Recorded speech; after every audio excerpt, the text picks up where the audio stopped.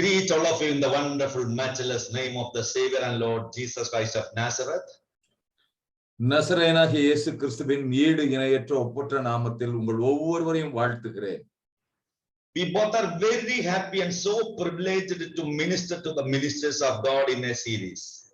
இந்த தொடர் போதனைகளின் வழியாக தேவ ஊழியர்களாகிய உங்களுக்கு ஊழியம் செய்வதிலே நாங்கள் இருவரும் மிகுந்த மகிழ்ச்சி அடைகிறோம்.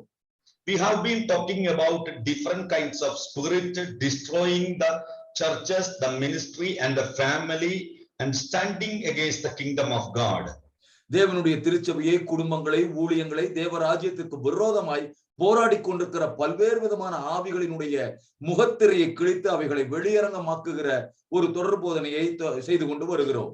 The moment we are saved, redeemed and cleansed by the blood of Jesus Christ, we became the army of God. நாம் எப்பொழுது ஆண்டவராகிய இயேசுவை நம்முடைய சொந்த இரட்சகராக ஏற்றுக்கொண்டு ரட்சிக்கப்பட்டு கழுவப்பட்டு மீட்கப்பட்டோமோ அப்பொழுதே நாம் தேவனுடைய சேனையிலே ஒரு யுத்த வீரர்களாக அங்கம் வகிக்க ஆரம்பித்து விடுகிறோம். We are the soldiers and Jesus is the captain. நாம் தேவனுடைய போர் அணியினுடைய சேவகர்களாக இருக்கிறோம். இயேசு தலக்கர்த்தராய் படை தளபதியாய் நமக்கு முன் செல்கிறார். A soldier must know the strategies of the enemy, then only he can win the battle. ஒரு யுத்த புருஷன் தன்னுடைய எதிரினுடைய யுத்த வியூகங்களை, தந்திரங்களை நன்றாய் அறிந்திருக்க வேண்டும். அப்பொழுதுதான் அவனாலே அந்த யுத்தத்தை வெற்றிகரமாக ஜெயித்து மீண்டு வர முடியும். Because of that burden only we together ministering to you regarding the hidden spirit playing behind the screen to destroy the churches, families and the ministry of God. ஆகவே அந்த பாரத்தின் அடிப்படையில தான் நாங்கள் இருவருமே உங்களுக்கு இந்த போதனைகளை கொடுத்து உங்களுக்கு ஊழியம் செய்து கொண்டிருக்கிறோம். தேவனுடைய திருச்சபையை, ஊழியங்களை, குடும்பங்களை அழித்து கொண்டிருக்கிற, பின்னணியில் மறைந்து ஒளிந்திருக்கிற, திரைமறைவில் கிரியை செய்து கொண்டிருக்கிற இந்த ஆவிகளை வெளியரங்கமாக்கி கொண்டிருக்கிறோம் இந்த போதனைகள் மூலமாக. Today we want to speak to you about the spirit of Mammon. இன்றைக்கு அந்த வரிசையிலே ஒரு குறிப்பிட்ட ஆவியை குறித்து உங்களோடு பேசுகிறோம். அந்த ஆவி உலக பொருளின் ஆவி அல்லது பண ஆசையின் ஆவி. We know that the economy of the world is shaken like anything in the history. உங்களுக்கு தெரியும், வரலாற்றில் இதுவரை நாம் கண்டிராத அளவுக்கு உலக பொருளாதாரமே நிலைகுலைந்து சீர்குலைந்து ஸ்தம்பித்து போய் இருக்கிறது. During the season of pandemic, many people lost their business, many people lost their job, and people are families are committing suicide. They are in the midst of problems. They face legal cases and litigations in the courts. இந்த பெரும் நோய், கொள்ளை நோயினுடைய காலகட்டத்தில நாம் பார்த்தோம், அநேகர் தன்னுடைய வேலையை இழந்தார்கள், தொழிலை இழந்தார்கள், வருமானத்தை இழந்தார்கள், குடும்பங்கள் பெருமளவில் பாதிக்கப்பட்டது. அநேகர் சட்ட சிக்கல்களை, போலீஸ், காவல்துறை வழக்குகளை எல்லாம் சந்திக்க வேண்டிய அளவிற்கு பொருளாதார நெருக்கடியிலே அவ்வளவாய் அவருடைய குரல் வலை நெரிக்கப்பட்டது. So there is a spirit who is controlling the finance. ஆகவே இந்த பொருளாதாரத்தை கட்டுப்படுத்தி அடக்கி தன்னுடைய கைக்குள் வைத்திருக்கிற ஒரு தீய சக்தி, ஒரு ஆவி இதற்கு பின்னால் செயல்பட்டு கொண்டிருக்கிறது. That spirit is the spirit of Mammon. அந்த ஆவிக்கு பெயர் தான் உலக பொருளின் ஆவி அல்லது பொருளாசையின் ஆவி. Matthew chapter 6 verses 24 says, மத்தேயு சுவிசேஷம் 6வது அதிகாரம் 24வது வசனம் இப்படி சொல்கிறது, no one can serve two masters, for either he will hate the one and love the other, or else he will be loyal to the one and despise the other. You cannot serve God and Mammon. இரண்டு எஜமான்களுக்கு ஊழியம் செய்ய ஒருவனாலும் கூடாது. ஒருவனை பகைத்து மற்றவனை சிநேகிப்பான், அல்லது ஒருவனை பற்றி கொண்டு மற்றவனை அசட்டை பண்ணுவான். உலக பொருளுக்கும் தேவனுக்கும் உங்களால் ஊழியம் செய்யக்கூடாது. My precious brothers and sisters, எனக்கு அன்பான சகோதர சகோதரிகளே, we know that we are in a season where the Lord shows the mighty hands and destroying the enemy. நாம் ஒரு உன்னதமான காலகட்டத்திலே வாழ்ந்து கொண்டிருக்கிறோம். இந்த கடைசி காலத்திலே தேவன் தம்முடைய ஓங்கிய புயத்தை, பலத்த கரத்தை வெளிப்படுத்தி பிசாசினுடைய கிரியைகளை பலமாய் தாக்கி அழித்துக் கொண்டிருக்கிறதை நாம் பார்த்து வருகிறோம். Wherever you are, I want you to know that your time of freedom is near. நீங்கள் எங்கிருந்து இந்த செய்தியை கேட்டுக் கொண்டிருந்தாலும் நான் உங்களை பார்த்து சொல்கிறேன், உங்களுடைய விடுதலையின் நேரம், உங்களுடைய சுதந்திரத்தின் நேரம் வந்துவிட்டது. The spirit of Mammon, one of the most prominent spirits in our time, is about to be injured and badly dealt with today. இன்றைக்கு நம் ஆளுகிற காலகட்டத்தில் மிக அதிகமாய் ஆதிக்கம் செலுத்திக் கொண்டிருக்கிற, மேலோங்கி இருக்கிற, முக்கிய ஸ்தானத்தை பிடித்திருக்கிற இந்த பொருளாசையின் ஆவி பயங்கரமாய் தாக்குதலுக்குள்ளாக்கப்பட்டு அதனுடைய முகத்திரை கிழிக்கப்பட்டு அதை கையாண்டு தீர்வு காண வேண்டிய ஒரு இடத்திற்கு தள்ளப்பட்டு விட்டது, நிர்பந்திக்கப்பட்டு விட்டது. Every yoke of mammon is about to be destroyed in the name of Jesus. இயேசு கிறிஸ்துவின் வல்லமை உள்ள நாமத்தினாலே இந்த பொருளாசையினுடைய ஆவி அதனுடைய சகல நுகங்களும் இப்பொழுதே முறிக்கப்படுவதாக. Amen. Amen. Spirit of mammon is a spirit that rules and has dominance, a spirit that is a master, positioning itself in the high level. இந்த பொருளாசையின் ஆவி என்பது மிக வலிமையான ஸ்தானத்தில் தன்னை உயர்ந்த மேன்மையான ஸ்தானங்களில் நிலைநிறுத்தி ஸ்தாபித்திருக்கிற வல்லமையாய் ஆளுகை செய்கிற ஒரு அதிகாரத்துவம் வாய்ந்த ஆவி. The disciples and the people who around Jesus were listening his word, they did not understand where Jesus was getting into. இயேசு இந்த போதனைகளை கேட்டுக்கொண்டு அவரை சூழ்ந்திருந்த அவருடைய சீஷர்களாகட்டும் சுற்றி இருந்த மக்களாகட்டும் இந்த பணாசின் ஆவியை குறித்து இயேசு பேச ஆரம்பித்த பொழுது அவர் எதை சொல்ல வருகிறார் என்பதை குறித்து விளங்கிக் கொள்ள முடியாமல் தடுமாறினார்கள். Jesus was referring to mammon. இயேசு இந்த இடத்துல பொருளாசை என்கிற ஒரு ஆவியை மிக குறிப்பாக வெளிப்படுத்தி காட்டுகிறார். He said that you cannot serve God and mammon. ஆண்டவர் அங்கே தெளிவாக சொல்லுகிறார், நீங்கள் தேவனுக்கும் உலக பொருளுக்கும் ஊழியம் செய்ய முடியாது. Who is mammon? Where is mammon? Is mammon a matter of to be concerned? இந்த உலக பொருளின் ஆவி அல்லது பொருளாசையின் ஆவி என்றால் என்ன, அது எங்கிருந்து வருகிறது, அது உண்மையாகவே நாம் இவ்வளவு தீவிரமாக கணக்கில் எடுத்துக்கொண்டு பேச வேண்டிய அளவுக்கு முக்கியத்துவம் வாய்ந்ததுதானா? Mammon here is a spirit. இங்கே பொருளாசை என்று சொல்லப்படுவது ஒரு ஆவி. He is not a person. அது ஒரு நபர் அல்ல. If you understand the working of mammon, you will understand this spirit has its hand in the world and in the church today more than any other spirit. நீங்கள் இந்த பொருளாசையின் ஆவியினுடைய தன்மைகளை புரிந்து கொள்வீர்களானால் இன்றைக்கு உலகத்திலும் சரி ஊழியங்களிலேயும் சரி வேறு எந்த விதத்திலும் வேறு எதை விடவும் மேலோங்கி இந்த ஆவி கிரியை செய்கிறதை உங்களால் எளிதாக இனம் கண்டு கொள்ள முடியும். The sad state is that about 85% of the believers who are affected by this spirit remain blind of its operations. இதிலே பரிதாபமான விஷயம் என்னவென்றால் இந்த பொருளாசையின் ஆவினால் பாதிக்கப்பட்டிருக்கிற விசுவாசிகளில் 85% மேலானவர்கள் தாங்கள் இப்படி ஒரு பாதிப்பில் இருக்கிறோம் என்பதையும் இந்த ஆவி கிரியை செய்து கொண்டிருக்கிறது என்பதையுமே பகுத்தறிய முடியாத அளவுக்கு கண்கள் கூடாக்கப்பட்டிருக்கிறார்கள். As long as the spirit of mammon will easily and freely operate in the church, the worship of the Lord will be divided. எங்கே பொருளாசையின் ஆவி திருச்சபையிலும் ஊழியங்களிலேயும் அதிகமாக கோலோச்சுகிறதோ அந்த இடத்திலே தேவனுக்கு வழங்கப்படுகிற ஆராதனை பங்கு போடப்படுகிறது. தேவனுடைய ஸ்தானத்தை இந்த ஆவி பிடிக்க பார்க்கிறது. Or this spirit competes with God for worship. தேவனுடைய ஆராதனையே பங்கு போடுகிற அளவிற்கு இந்த ஆவி தேவனோடு போட்டியிடுகிறது. That is why the Bible says that you cannot serve God and mammon. ஆகவேதான் இயேசு இதை குறித்து பேசும்போது தெளிவாக சொல்கிறார், தேவனுக்கும் உலக பொருளுக்கும் என்று ரெண்டையும் ஒப்பிட்டு ரெண்டுக்கும் நீங்கள் ஊழியம் செய்ய முடியாது என்று சொல்லுகிறார். As long as the spirit is easily and freely in operation in our life, no matter what we do, our wealth will be in problem. இந்த ஆவி நம்முடைய வாழ்க்கையிலே நம்முடைய குடும்பத்திலே மிக சுதந்திரமாக விடுதலையோடு கிரியை செய்த இடம் இருக்கிற வரைக்கும் நீங்கள் என்ன செய்தாலும் சரி உங்களுடைய வாழ்க்கையில ஒரு செழிப்பையோ மேன்மையோ காண முடியாது.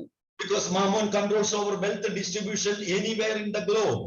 ஏனென்றால் இந்த பொருளாசையின் ஆவிதான் முழு உலகத்திலும் பொருளாதாரத்தின் ஐஸ்வர்யத்தினுடைய பரவலாக்குதலை அதனுடைய பகிர்ந்தளிப்பை கட்டுப்படுத்தி தன் கைக்குள் வைத்திருக்கிறது.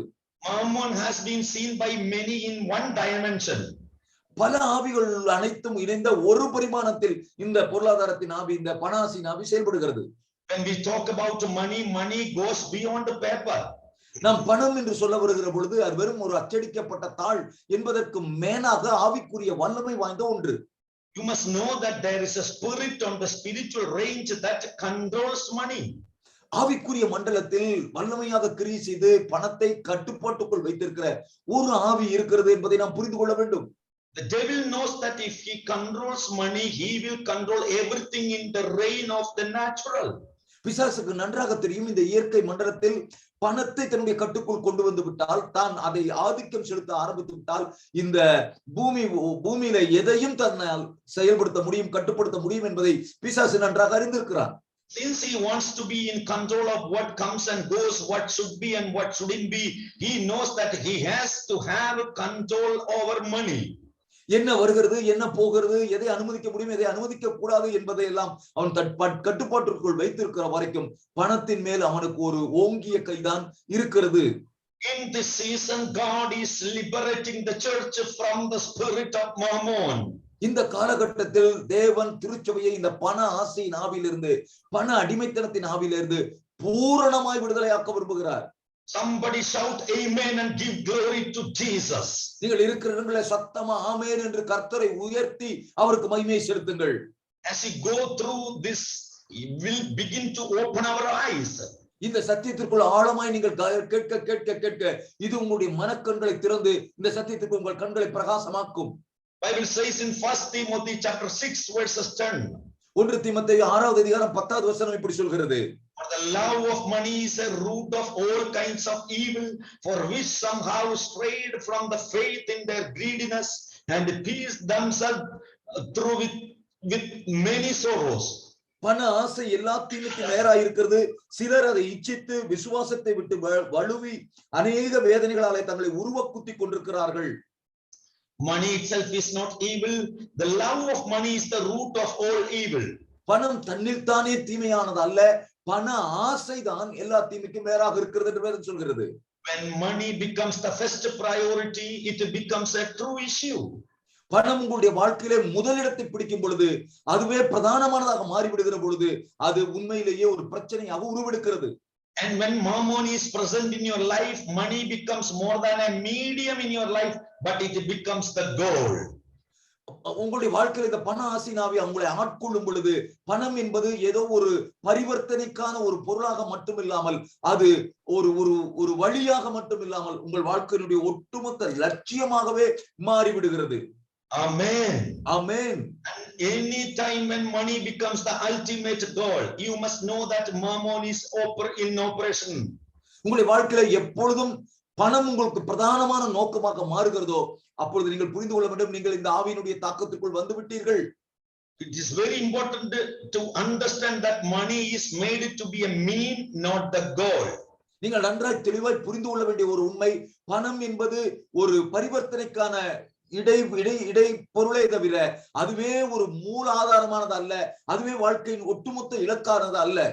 If you work or do ministry for money, let me tell you, Mammon's hand is with you. நீங்கள் பணத்திற்காகவே ஊழியம் செய்கிறவர்களாக இருப்பீர்களானால் நான் உங்களுக்கு சொல்கிறேன், இந்த பொருளாசையின் ஆவி உங்கள் மேல் தன்னுடைய வலிமையை செலுத்த ஆரம்பித்து விட்டது.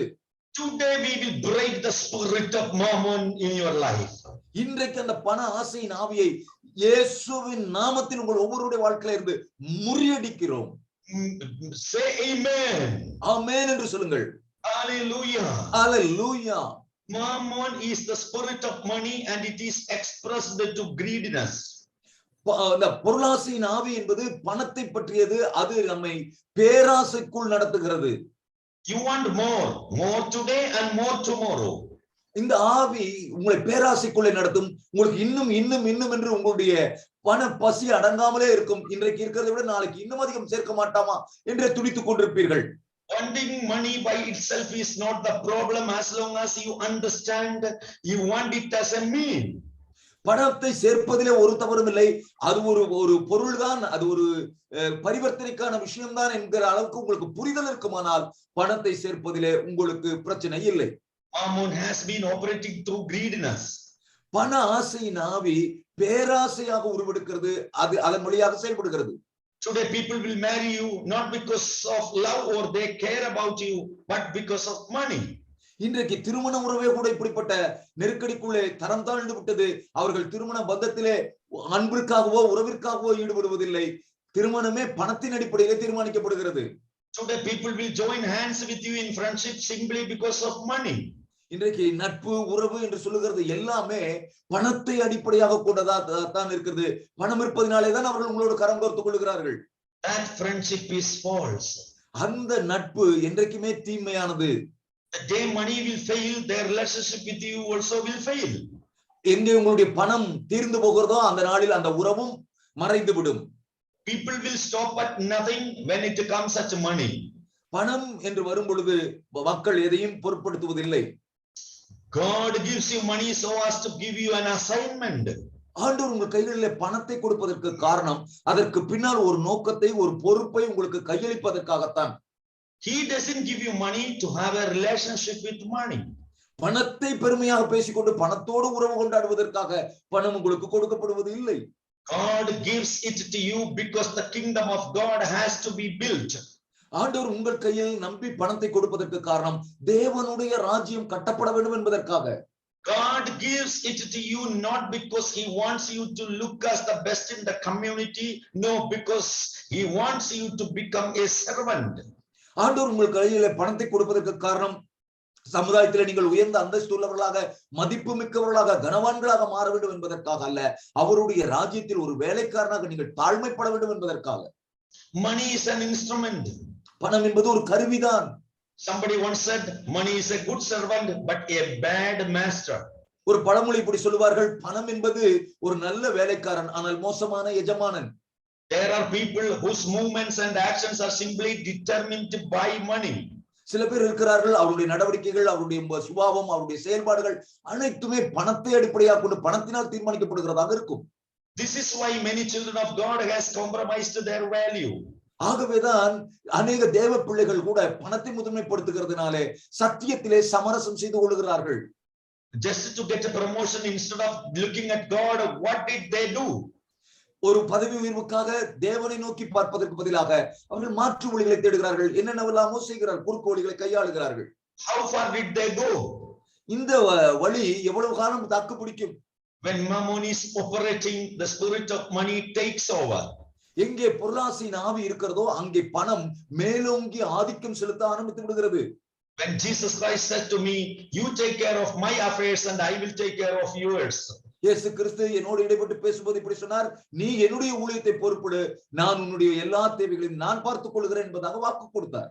From that word, I don't run after my own needs because he said to me, as I take care of his business, I have him covering my back so I can preach the gospel with no compromising. இந்த வார்த்தையை அவர் எனக்கு கொடுத்தபடினால் நான் தேவைகளுக்காக யார் பின்னாலும் தேடி திரிவதில்லை. நான் அவருடைய ஊழியத்தை பொறுப்பெடுக்கிறபடியால் அவர் என்னை பின்புலத்திலிருந்து தாங்குகிறார்.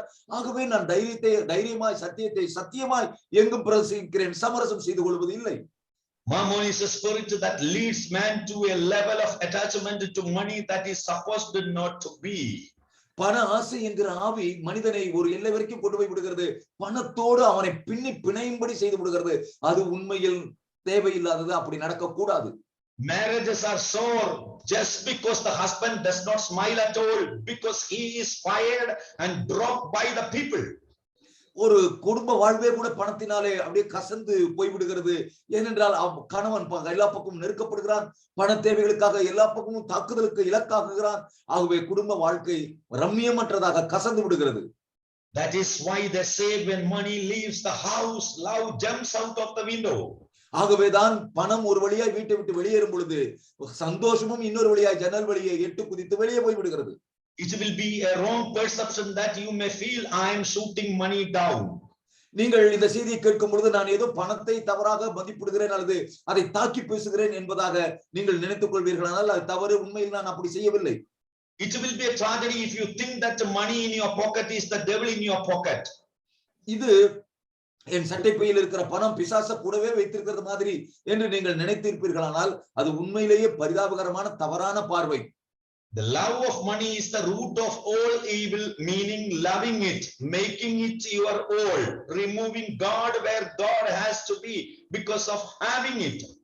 பண ஆசை எல்லா தீமைக்கும் வேறாய் இருக்கிறது என்று சொல்லப்பட்டிருக்கிறது. அதற்கு அர்த்தம் என்னவென்றால் பணத்தை ஒரு முதன்மையான இடத்தில் தேவன் இருக்க வேண்டிய ஸ்தானத்தில் பணத்தை வைப்பது, அதை நீங்கள் பெற்றிருப்பதினாலேயே அதை முதன்மைப்படுத்துவது, அப்படி அதற்கு முக்கியத்துவம் கொடுப்பதைத்தான் அங்கே சொல்லப்பட்டிருக்கிறது.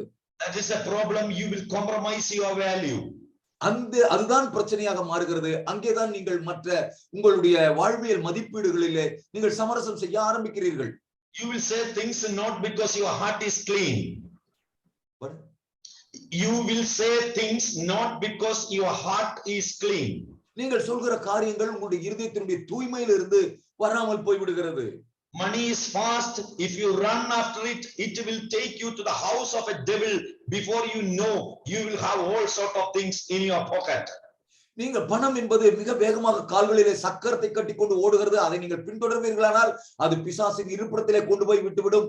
உங்களை அறிவதற்கு, நீங்கள் அதை புரிந்து கொள்வதற்கு முன்பாகவே அவனுடைய சரக்கெல்லாம் உங்களிடத்தில் வந்து சேர்ந்து விடும். We need money. We need it, but the attachment of money is dangerous. நமக்கு பணம் தேவை, உண்மைதான், அதை ஒத்துக்கொள்கிறேன். ஆனால் பணத்தின் மேல ஒரு பிடிப்பு, ஒரு ஒரு பிணைப்பு வருகிறது பாருங்க, அங்கதான் ஆபத்து ஆரம்பமாகிறது. If your money is related, if your peace is related to money, you have a problem. உங்களுடைய சமாதானம் பணத்தை சார்ந்திருக்குமானால் உங்களுக்கு நிச்சயமாகவே பிரச்சனை உண்டாகும். Solution for your breakthrough is not just money.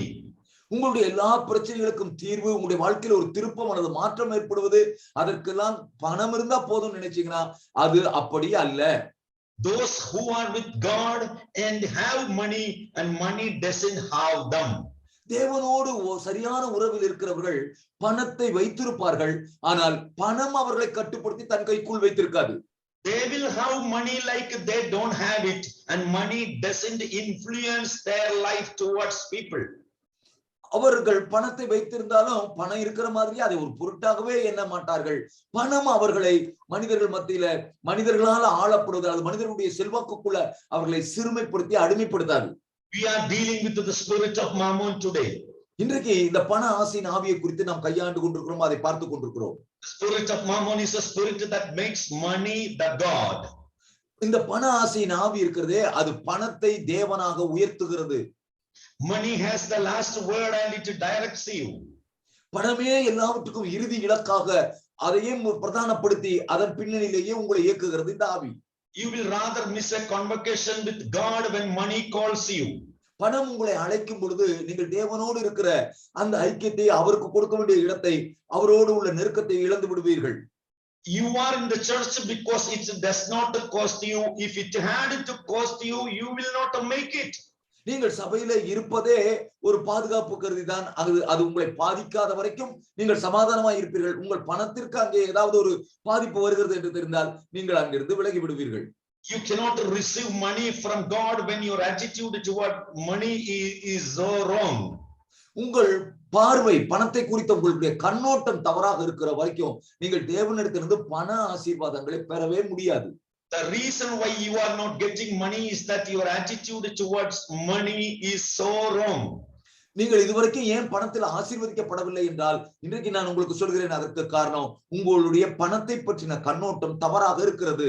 My duty today is to dethrone money from the seat of God from your heart. இன்றைக்கு நான் இந்த ஊழியத்துல இந்த வசனத்தை பிரசங்கித்துக் கொண்டிருக்கும்போது நான் செய்து கொண்டிருக்கிற ஊழியம் என்ன தெரியுமா? உங்களுடைய வாழ்வில் பணம் தேவனுடைய சிங்காசனத்தை பிடித்திருக்கிறது அல்லவா, அதை காலி செய்து கொண்டிருக்கிறேன். அதை கவிழ்த்து அதனுடைய சிங்காசனத்தை முறித்து போடுகிறேன். I am here to pull the spirit of money down. பண ஆசையினுடைய அந்த தீய வேரை, அதனுடைய அஸ்திபாரங்களை உலுக்கி கீழே தள்ளி கொண்டிருக்கிறேன். Shall I tell you a secret? நான் உங்களுக்கு ஒரு ரகசியத்தை சொல்லட்டுமா? When you deal with that attitude and no longer perceiving money, money starts perceiving you. நீங்கள் இந்த பண ஆசை பற்றிய, பணத்தை பற்றின உங்களுடைய கண்ணோட்டத்தை மாற்றிக்கொள்ளும் பொழுது பணத்தை நீங்கள் பின்தொடராமல் பணம் உங்களை பின்தொடர ஆரம்பிக்கும். When money pursues you, you can be fast, it will catch up with you. பணம் உங்களை பின்தொடர்ந்து வரும் பொழுது நீங்கள் இன்னும் துரிதமாக செயல்படுவீர்கள். That is what the Bible says, seek ye first the kingdom of God and his righteousness, and the rest shall be added unto you. ஆகவேதான் வேதம் சொல்லுகிறது, முதலாவது தேவனுடைய ராஜ்யத்தையும் அவருடைய நீதியையும் தேடுங்கள், பிறகு மற்ற அனைத்தும் உங்களுக்கு கூட கொடுக்கப்படும் என்பதாக வேதம் சொல்லுகிறது. When it comes to God, I will spend my money because my money is not about God worship or God given assignment. பணம் என்று வரும் பொழுது, தேவன் என்று வரும் பொழுது நான் என்னுடைய பணத்தை செலவழிக்க தயங்குவதில்லை. ஏனென்றால் தேவனுடைய ஆராதனை, தேவனுடைய உறவு, இவைகளை விட பணம் பெரிதல்ல. And because I am in pursuit not of money but of God, Jehovah the provider.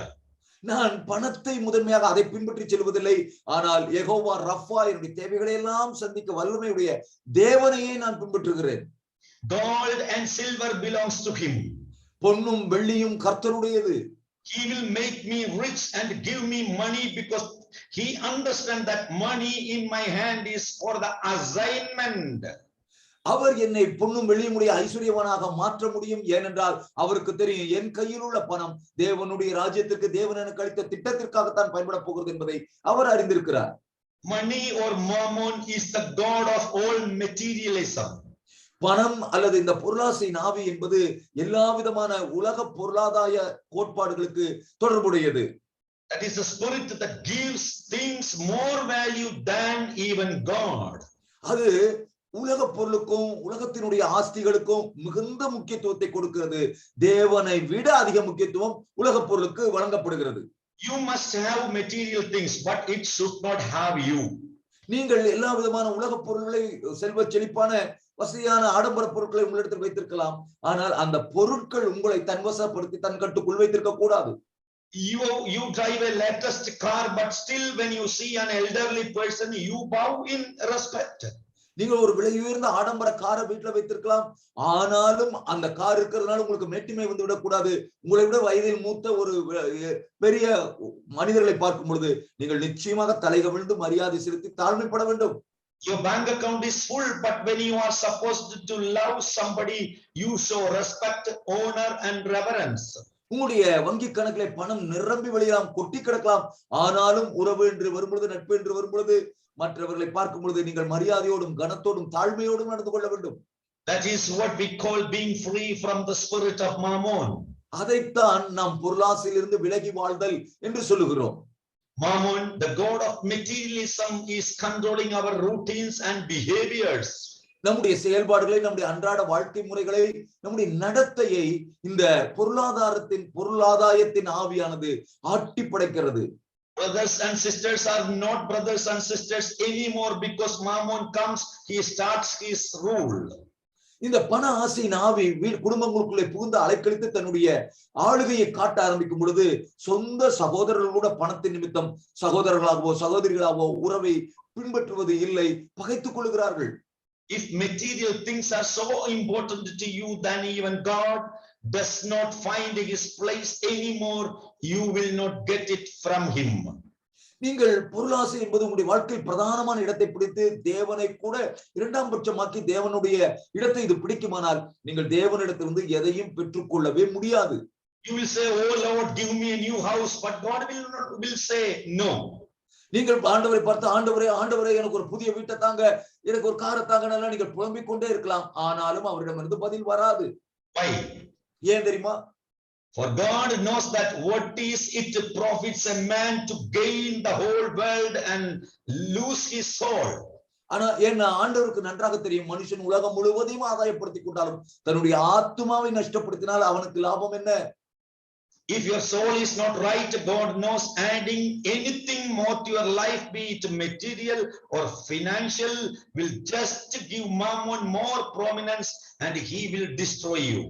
ஏனென்றால் ஆண்டவருக்கு நன்றாக தெரியும், உங்களுடைய ஆத்துமா சரியாக இல்லாவிட்டால் அதனோடு எதை இணைத்தாலும், எந்த செழிப்பாகட்டும், பொருளாதாரமாகட்டும், பணமாகட்டும், உலக பொருள்களாகட்டும், வேற எந்த ஆசீர்வாதத்தை அழித்தாலும் அது இந்த பொருளாசையின் ஆவிக்கு பெரிய வழியை திறந்து கொடுக்கும். அது நிச்சயமாக அழிவாகத்தான் முடியும் என்று ஆண்டவர் நன்றாக அறிந்திருக்கிறார்.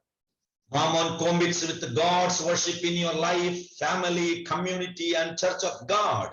உங்களுடைய தனிப்பட்ட வாழ்க்கையில, குடும்பத்துல, சமுதாயத்துல, சபையில, ஊழியத்துல இந்த பொருளாசையின் ஆவி தேவனுடைய ஆராதனையில பங்கு போட துடிக்கிற, அதை பிரிக்கிற ஒரு ஆவி அது இருக்கிறது. It is so powerful that it competes with the God's worship. தேவனுடைய ஆராதனையே அதற்கே போட்டி போடக்கூடிய அளவிற்கு இந்த பண ஆசையின் ஆவி அவ்வளவு வலிமை மிக்கதாக இருக்கிறது. Mammon always wants to be the center of your energy and attention. இந்த பொருளாசையின் ஆவி எப்பொழுதுமே ஒரு மையமான இடத்தை பிடிக்க விரும்புகிறது. அது உங்களுடைய கவனத்தின் மையத்தில் இருக்க விரும்புகிறது, உங்களுடைய பலத்தின் மையமாக இருக்க விரும்புகிறது, ஒரு அதிகார மையமாக உங்க வாழ்க்கையில செயல்பட விரும்புகிறது. Mammon even said to Jesus, if you bow before me, I will give everything to you. இந்த ஆவிதான் இயேசுவிடமே சவாலாக இப்படி சொல்லியது, நீர் என்னை தாழ்ந்து பணிந்து கொண்டால் இந்த முழு உலகத்தையும் நான் உங்களுக்கு தருவேன்னு சொல்லி இயேசுவையே சவாலுக்கு அழைத்தது.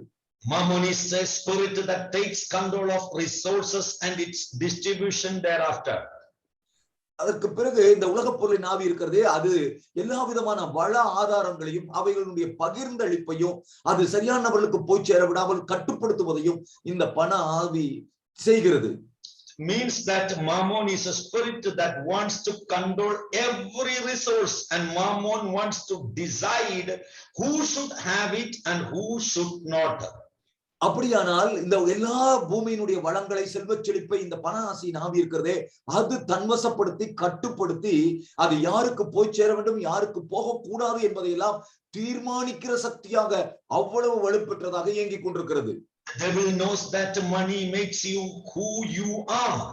பிசாசுக்கு நன்றாக தெரியும் பணம் தான் உங்களை நீங்கள் யாராக இருக்கிறீர்கள் என்பதை தீர்மானிக்கிறது என்பதை அவன் அறிந்திருக்கிறான். Money has the ability to make more who you are. நீங்கள் யாராக இருக்கிறீர்களோ அதை இன்னும் மேன்மைப்படுத்த செழுமைப்படுத்த பணத்தினாலே முடியும் என்பதை அவன் அறிந்திருக்கிறான். A wicked man with money becomes worse. ஒரு பணம் நிறைய வைத்திருக்கிற ஒரு துன்மார்க்கன் தேசத்துக்கே பாவம் அச்சுறுத்தலாக இருக்கிறான். A generous man with money becomes more generous. உதாரத்துவம் உள்ளவனுடைய கையில இன்னும் பணம் சேரும் பொழுது அவன் இன்னும் அதிக உதாரத்துவமாய் ஏழைகளுக்கு உதவுகிறான். But if you are a good man and you do not have money, you are stagnant. ஆனால் நீங்கள் ஒரு நல்ல மனிதராக இருந்து உங்கள் கையில் பணம் இல்லாவிட்டால் உங்களுடைய வாழ்க்கை ஒரே இடத்திலே தேங்கி நின்றுவிடும். But if you are a good man and has money, you will show goodness to whoever comes across. நீங்கள் ஒரு நல்ல மனிதராகவும் இருந்து உங்கள் கையில் பணமும் இருந்தால் நீங்கள் எல்லாருக்கும் நன்மைகளை செய்கிறவர்களாக இருப்பீர்கள். உங்களை சந்திக்கிற யாவரும் ஆசீர்வதிக்கப்படுவார்கள். Satan understands that the mammon will never allow anybody to have it. ஆகவேதான் சாத்தான் இதை நன்றாக அறிந்திருக்கிறபடியால் இந்த பண ஆசை ஆவியை அனுப்பி அப்படிப்பட்டவருடைய கையில் பணம் செல்லாதபடி அவன் பார்த்துக் கொள்கிறான். That is why some people worship from morning to evening and they sweat as if they were gymming and nothing is happening in their financial areas. ஆகவேதான் சில பேர் காலையிலிருந்து சாயந்தரம் வரைக்கும் தேவனுடைய சமூகத்தில் உட்கார்ந்து உபாசித்து ஆராய்த்து அப்படியே ஏதோ கடினமான உடற்பயிற்சி செய்தது போல வேர்த்து கொட்டி இப்படியெல்லாம் பாடுபட்டாலும் ஜெபத்திலே முயற்சித்தாலும் அவருடைய வாழ்க்கையில் ஒன்றும் நடப்பதில்லை. You know, Israel is negotiating its way out. உங்களுக்கு தெரியும் இஸ்ரவேல் தன்னுடைய வழியை விட்டு விலகி சமரசம் செய்து கொள்ள ஆரம்பித்தது. Moses the anointed has confronted Pharaoh and he spoke the word of God saying to Pharaoh, thus says the living God, let my people go. மோசே பார்வோனிடத்திலே வந்து அந்த தேவ ஜனங்களுக்காக பேசி அவன் வழக்காடி கர்த்தர் உரைக்கிறதாவது என் ஜனங்களை நீ போக விடு என்று இஸ்ரவேலுக்காக பேசினார். And as Pharaoh resisted the command of God, plagues are hitting the land of Egypt one after the other to a point where Pharaoh calls Moses back to the negotiating table. அந்த பார்வோன் தேவனுடைய கட்டளைக்கு கீழ்ப்படிய மறுத்தான். அதற்கு பிறகு நடந்ததெல்லாம் உங்களுக்கு தெரியும். ஒன்றின் மேல் ஒன்றாக வாதைகள் அடுக்கடுக்காக வந்து கொண்டே இருந்தது. தேசம் சீர்குலைந்தது. அப்பொழுது பார்வோன் மறுபடியும் மோசேயை பேச்சுவார்த்தைக்கு அழைக்கிறார். And Pharaoh said, I agree to let you go. கடைசியாக பார்வோன் ஒரு முடிவுக்கு வந்து சரி நான் போக அனுமதிக்கிறேன். First he says, go and leave your young and the old here. முதலாவது அவன் சொல்றான், ஒரு நிபந்தனை வைக்கிறான், நீங்க மட்டும் போங்க, வாலிபர்களும் பிள்ளைகளும் இங்கே இருக்கட்டும். Moses said that cannot be. மோசே திட்டவட்டமாக அப்படி இல்லை என்று மறுத்து விட்டார். Then he says to Moses, I agree that take your young and old, but leave your livestock, small or big, must remain in Egypt and you can have your freedom. அடுத்ததாக இன்னொரு நிபந்தனை பார்வோன் சொல்றான், அப்படியானால் நீங்க வாலிபர்களின் பிள்ளைகளை கூட்டிக் கொண்டு போங்க, ஆனால் உங்களுடைய மிருக ஜீவன்களை எல்லாம் இங்கே விட்டு போங்க என்று அடுத்த கட்ட நிபந்தனை விதிக்கிறார். Then Moses said, if we leave our livestock, then with what are we going to worship our God in the wilderness? அப்ப மோசே பதிலுக்கு ஒரு கேள்வி கேட்டார், நாங்க எங்க மிருக ஜீவன்களை எல்லாம் இங்கே விட்டு போய்விட்டால் வனாந்தரத்திலே நாங்கள் எதை பலி செலுத்தி கர்த்தரை ஆராதிப்பது? We will go with all that belong to us. நாங்கள் எங்களுக்குரிய எல்லாவற்றையும் ஒன்று பாக்கி இல்லாமல் எடுத்துக்கொண்டுதான் போவோம் என்பதிலே மோசே உறுதியாக இருந்தார். All our resources are getting saved when we are saved. நாம் ரட்சிக்கப்பட்ட பொழுதே நம்முடைய உடைமைகள் நமக்கு உண்டான யாவும் ரட்சிக்கப்பட்டு விட்டது. My brothers and sisters, open your mouth and say, devil, whatever you took from me, I am claiming it back in the mighty name of Jesus Christ right now. நீங்க நல்ல வாயை திறந்து இருக்கிற இடத்துல வைராக்கியம் கொண்டு பிசாசை பார்த்து சொல்லுங்க, பிசாசே நீ என்னுடைய வாழ்க்கையில எதையெல்லாம் திருடினாயோ இயேசு கிறிஸ்துவின் நாமத்தினாலே இப்பொழுதே 7 மடங்காய் நான் திரும்ப எடுக்கிறேன் என்று வைராக்கியமாய் பேசுங்கள். Amen. Praise God. Shout hallelujah. Amen. Praise the Lord. சத்தமா hallelujah சொல்லுங்க. Claim it, claim it. உரிமை பாராட்டுங்க. வைராக்கியமா நீங்க பேசி அதை திரும்ப எடுத்துக்கொள்ளுங்க. 7 மடங்கு 7 மடங்கு 7 மடங்கு திரும்ப எடுத்துக்கொள்ளுங்கள். Speak it, speak it. பேசுங்க, பேசுங்க, அறிக்கை பண்ணுங்க, கட்டளை கொடுங்க. Hallelujah. The reason why many people are facing the near success syndrome all the time in the world is because of Mammon. இந்த உலகத்துல அநேகர் அந்த வெற்றிக்கு பக்கத்துல வருகிற ஒரு இடத்தை நெருங்கி தவறு விடுகிறார்களே, அது ஏன் காரணம்னா அது இந்த பண ஆசையின் ஆவினாலே தான்.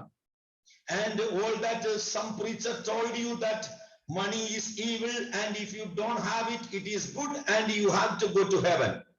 சில பிரசங்கியார்கள் கூட இப்படி சொல்லுகிறார்கள், பணம் தான் எல்லா தீமைக்கு காரணமாக இருக்கிறது, ஆகவே நீங்க பரலோகத்துக்கு போகணும்னா இந்த பூமியில பணம் இல்லாம வறுமையில கஷ்டப்படணும் என்பதாக கூட பிரசங்கிக்கிறார்கள்.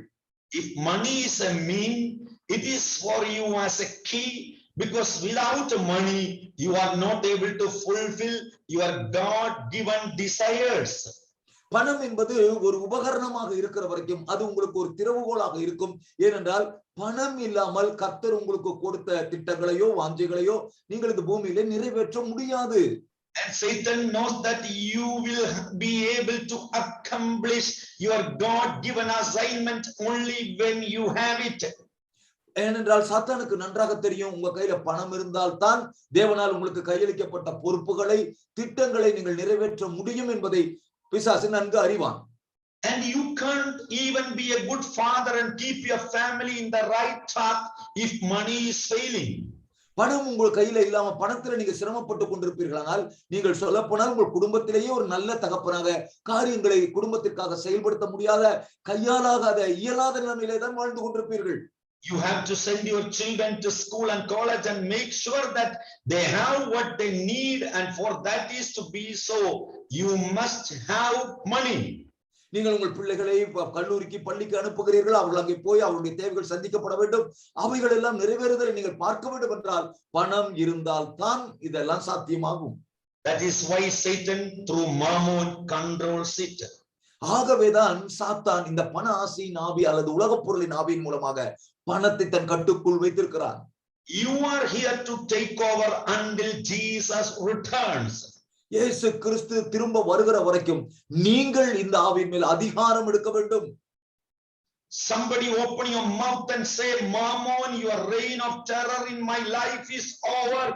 I break your backbone in the name of Jesus. நல்ல சத்தமா நீங்க இருக்கிற இடத்துல உரத்த குரல்ல அதிகாரத்தோடு பிசாசை பார்த்து கட்டளை பொருளாசையின் ஆவியே, உன்னுடைய கொடிய ஆளுகையின் காலம் என் வாழ்க்கையில முடிந்து விட்டது. இயேசுவின் நாமத்தினால உன்னுடைய முதுகெலும்பை முறித்து உன்னை நான் முத்தமாக்குகிறேன் என் வாழ்க்கையில சொல்லுங்க. Hallelujah. Hallelujah. Amen. Amen. Mammon knows that certain people cannot have it without him feeling the pinch. பொருளாசி நாவிக்கு நன்றாக தெரியும், அவனுடைய ஆளுகை இல்லாமல் சிலரால நடத்தவே முடியாது என்பதை அவன் நன்றாக அறிந்திருக்கிறான். He will give to every wrong person in the town. பட்டணத்தில் இருக்கிற எல்லா தவறான நபர்களுக்கும் அவன் வாரி கொடுக்கிறான். He will give to smokers, he will give to drug dealers and Satanists, and makes you depend on them. அவன் நல்ல குடிகாரர்களுக்கு, புகைப்பிடிக்கிறவர்களுக்கு, போதை மருந்து கடத்துகிறவர்களுக்கு இவர்கள் கையிலெல்லாம் பணத்தை வாரி வாரி கொடுத்து விட்டு அவர்களை அண்டி வாழுகிற இடத்திற்கு தள்ளி விடுகிறான். But the sad thing is that churches filled with the good believers, flooded with the good hearts, are still not able to match the monthly budget.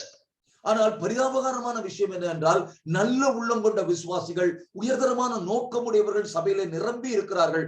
ஆனால் அவர்களோ தங்களுடைய வருமானத்துல தங்களுடைய மாதாந்திர செலவை கூட சந்திக்க முடியாத அளவுக்கு தடுமாறி கொண்டிருக்கிறவர்களாக இருக்கிறார்கள். Some have to write letters to other countries to get their provisions. சில பேர் மற்ற மேலை நாடுகளில் கூட உதவி கேட்டு கடிதம் எழுதி கொண்டிருக்கிறார்கள். And Mammon understands this, and he has all kinds of schemes to blind you. ஆகவே பிசாசு இந்த பொருளாசி நாவி இந்த தந்திரங்களை எல்லாம் நன்றாக அறிந்து இந்த சத்தியத்துக்கு உங்கள் கண்கள் திறந்து விடக் கூடாது என்பதற்காக உங்கள் கண்களையே மறைத்துக் கொண்டிருக்கிறார். The emptier you are, the better for him. நீங்கள் எந்த அளவிற்கு ஒன்றுமில்லாம வெறுங்கையா இருக்கிறீர்களோ அந்த அளவுக்கு அவனுக்கு பெரிய கொண்டாட்டம். It is the perfect will of God that your hands may have resources. தேவனுடைய பரிபூர்ண சித்தம் தான் நீங்கள் கை நிறைய எல்லா எல்லா ஐஸ்வர்யத்தோடும் ஆசீர்வாதமாய் வாழ்வது. The reason why God created you after he had created everything. ஆண்டவர் எல்லா வளங்களையும் பூமியை நிரப்பி சிருஷ்டித்து விட்டு அதற்கு பிறகு உங்களை என்னையும் படைத்ததற்கு காரணம் என்ன தெரியுமா? Adam was created on the sixth day. The sixth day is the last day of creation. ஆதாம் 6ஆம் நாளிலே படைக்கப்பட்டான். 6ஆம் நாள் தான் எல்லாம் சிருஷ்டிக்கப்பட்டு முடிந்து அதனுடைய சிருஷ்டியினுடைய இறுதி நாள். God made sure that when man was created, he had everything and was already around him. தேவன் ஒரு விஷயத்துல ரொம்ப உறுதியாக இருந்தார். மனுஷனை படைப்பதற்கு முன்பாகவே அவனுக்கு தேவையான அத்தனையும் ஒரு குறைவில்லாமல் பரிபூர்ண நிறைவோடு அவனை சுற்றிலும் எல்லா ஐஸ்வர்யங்களும் குவிந்து கிடக்கும்படி எல்லாவற்றையும் ஆயத்தப்படுத்தி விட்டுதான் மனிதனை படைத்தார். Praise God, give some praise to God. ஓ எவ்வளவு நல்ல தேவன்! அவருக்கு அதிகமா நீங்க இருக்கிற இடத்துல மகிமையை செலுத்தி ஆர்ப்பரித்து அவரை துதியுங்கள். Put your hands together and give glory to Jesus. நல்ல கரங்களை தட்டி இந்த நல்ல தேவனுக்கு மகிமை செலுத்துங்கள். If you do not have your God given resources, you will not be able to fulfill your God given assignments.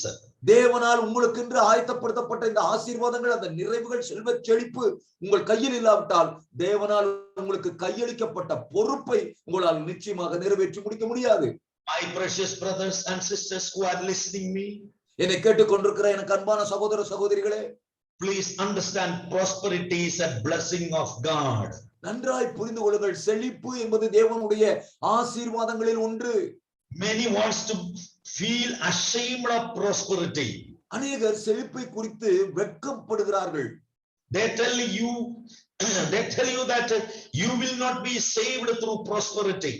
சில பேர் இப்படி சொல்றாங்க, பணத்தினால ஐஸ்வர்யமா இருக்கிறதுனால நம்ம ரட்சிக்கப்பட முடியாது என்பதாக கருதுகிறார்கள்.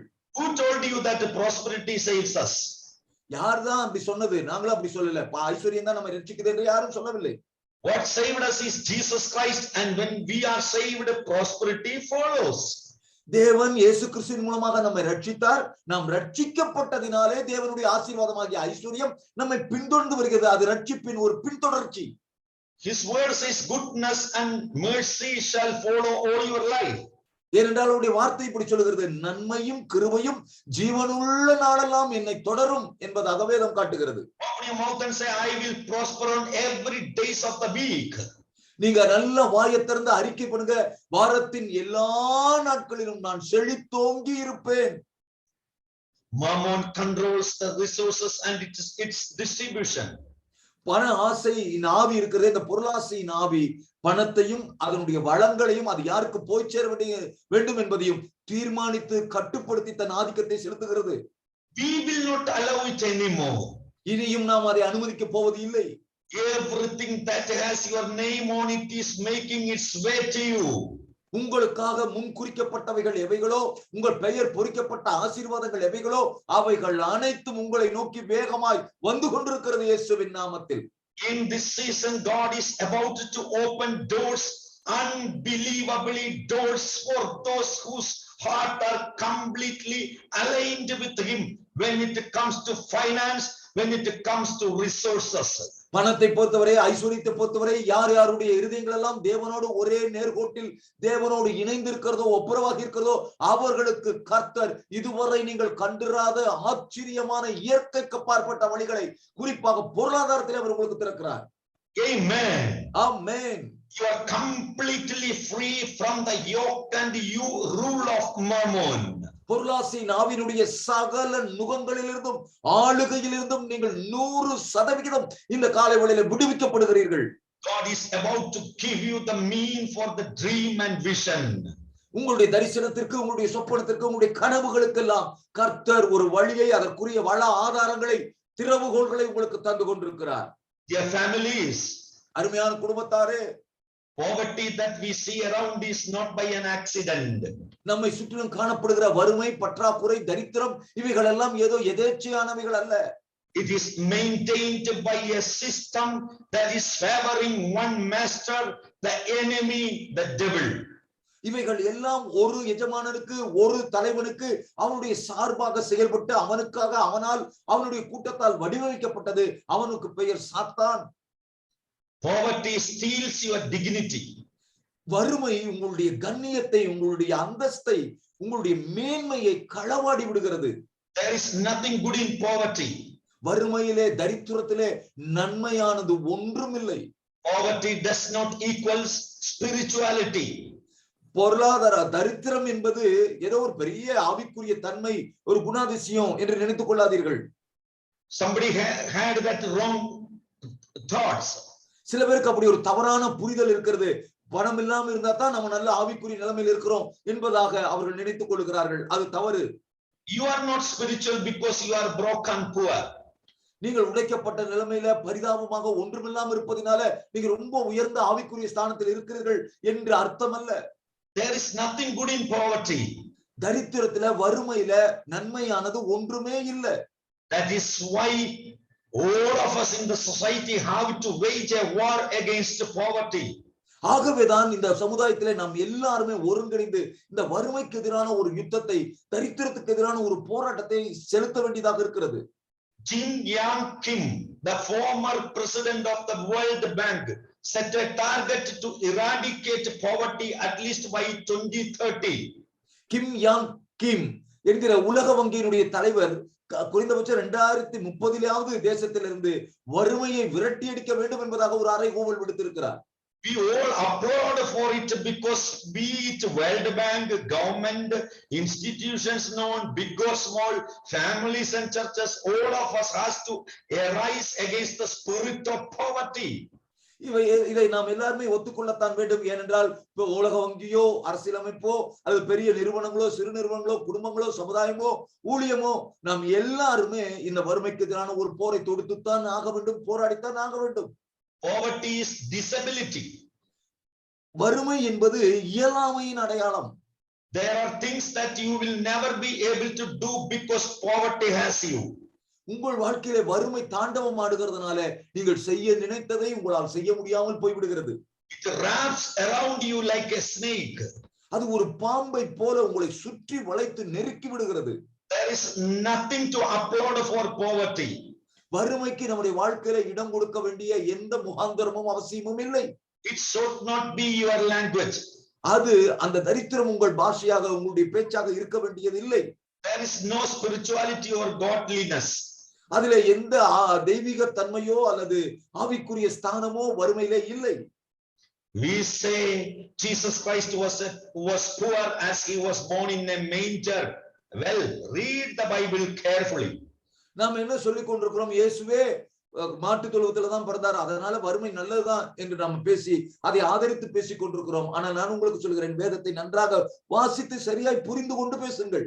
He was not born in a manger because his father and mother were broke.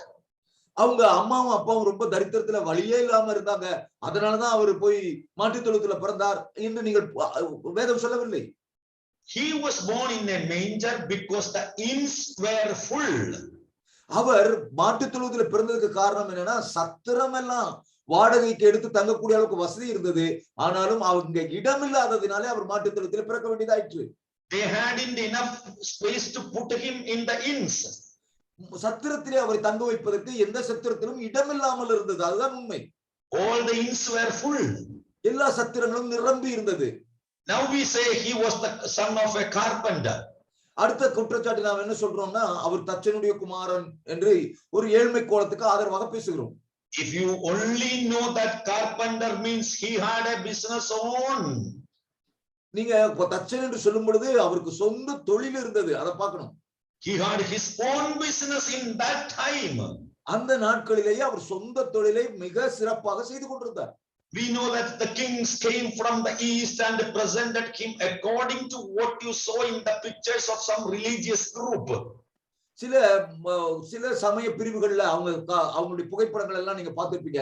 கிழக்கிலிருந்து இருந்து சாஸ்திரிகள் வந்து இயேசுவுக்கு என்னென்ன விதமான ஒரு ஐஸ்வர்யத்தை, பொருளை கொண்டு வந்து பொக்கிஷங்களை குவித்தார்கள் என்பதை நாம் பார்க்க முடியும் அந்த படங்கள்ல. You would say they presented him some aromas and some gold. நாம என்ன நினைக்கிறோம், கொஞ்சம் ஏதோ பொன்னும் வெள்ளியும் கொஞ்சம் அந்த தூப வர்க்கங்கள் இவைகளை எல்லாம் கொண்டு வந்தார்கள் என்று நினைத்துக் கொண்டிருக்கிறோம். Few people only see some. சிலர் கொஞ்சத்தை மட்டும் பார்க்கறாங்க.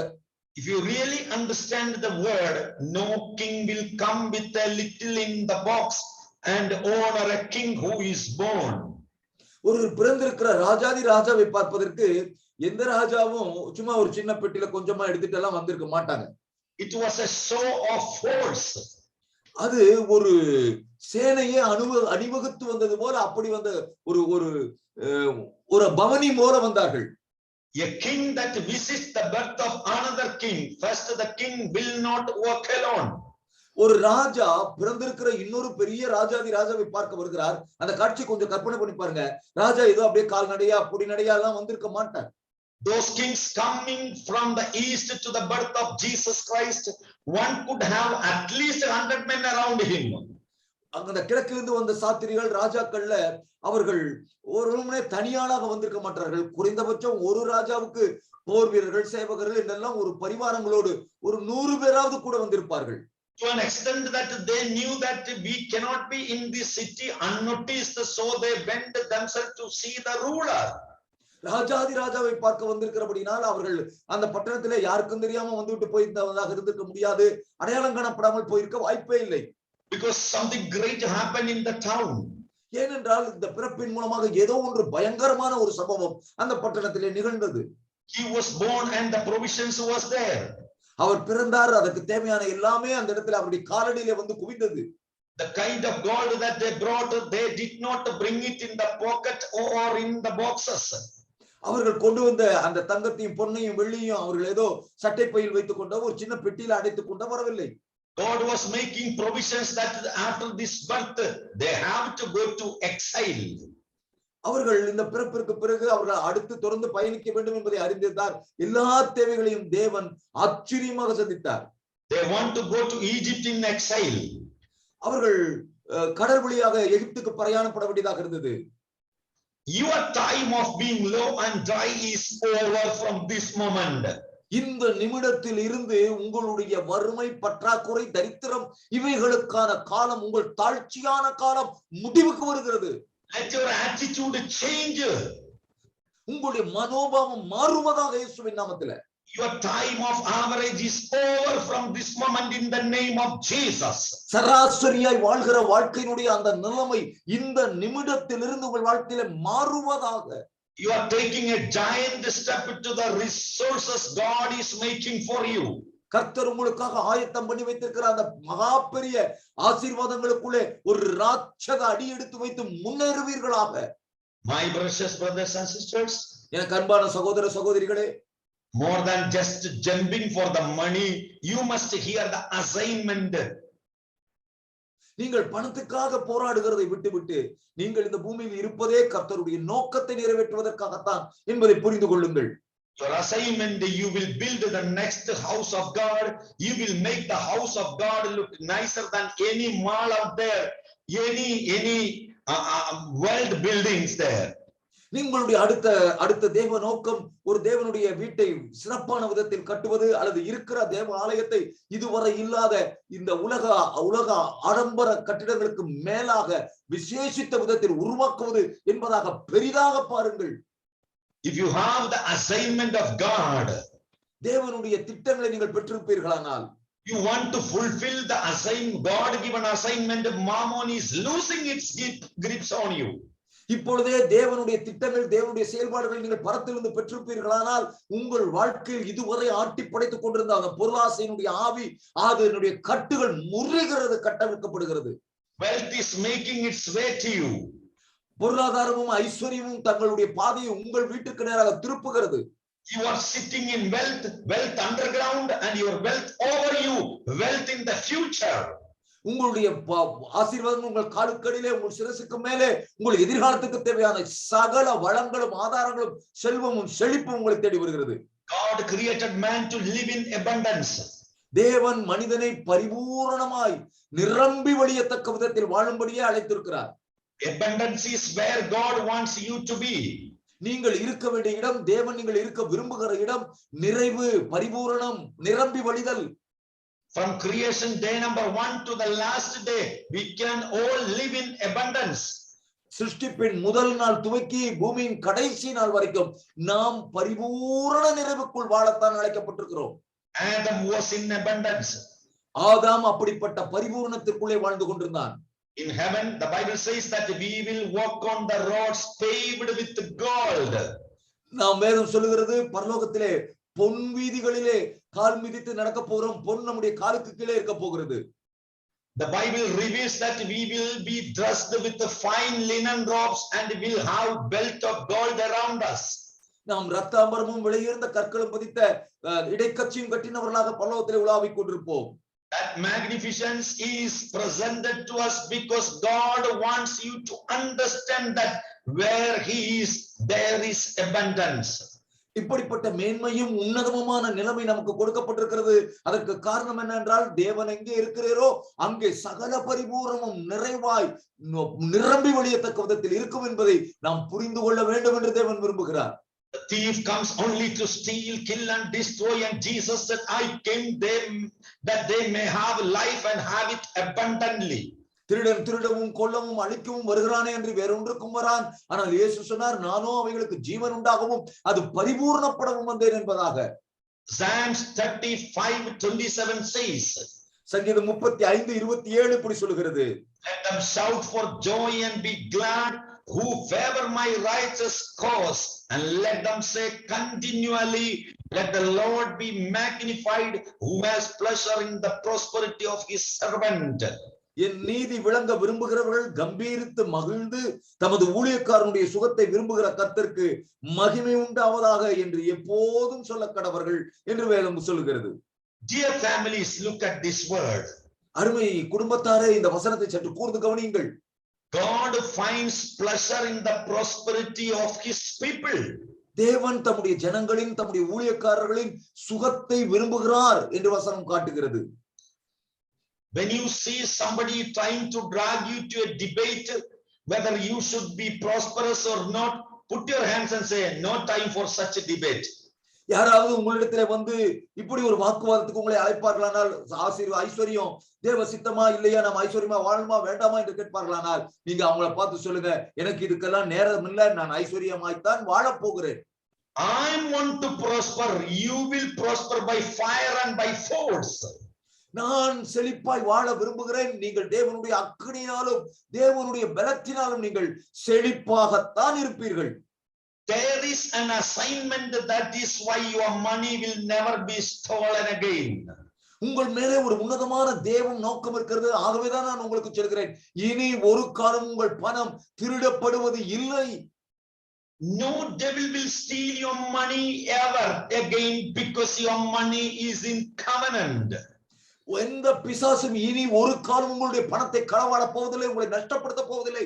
ஏனென்றால் உங்கள் பணத்தின் மேல தேவனுடைய உடன்படிக்கை இருக்கிறது.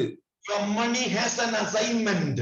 உங்கள் பணத்திற்கு ஒரு தெய்வீக நோக்கம் இருக்கிறது.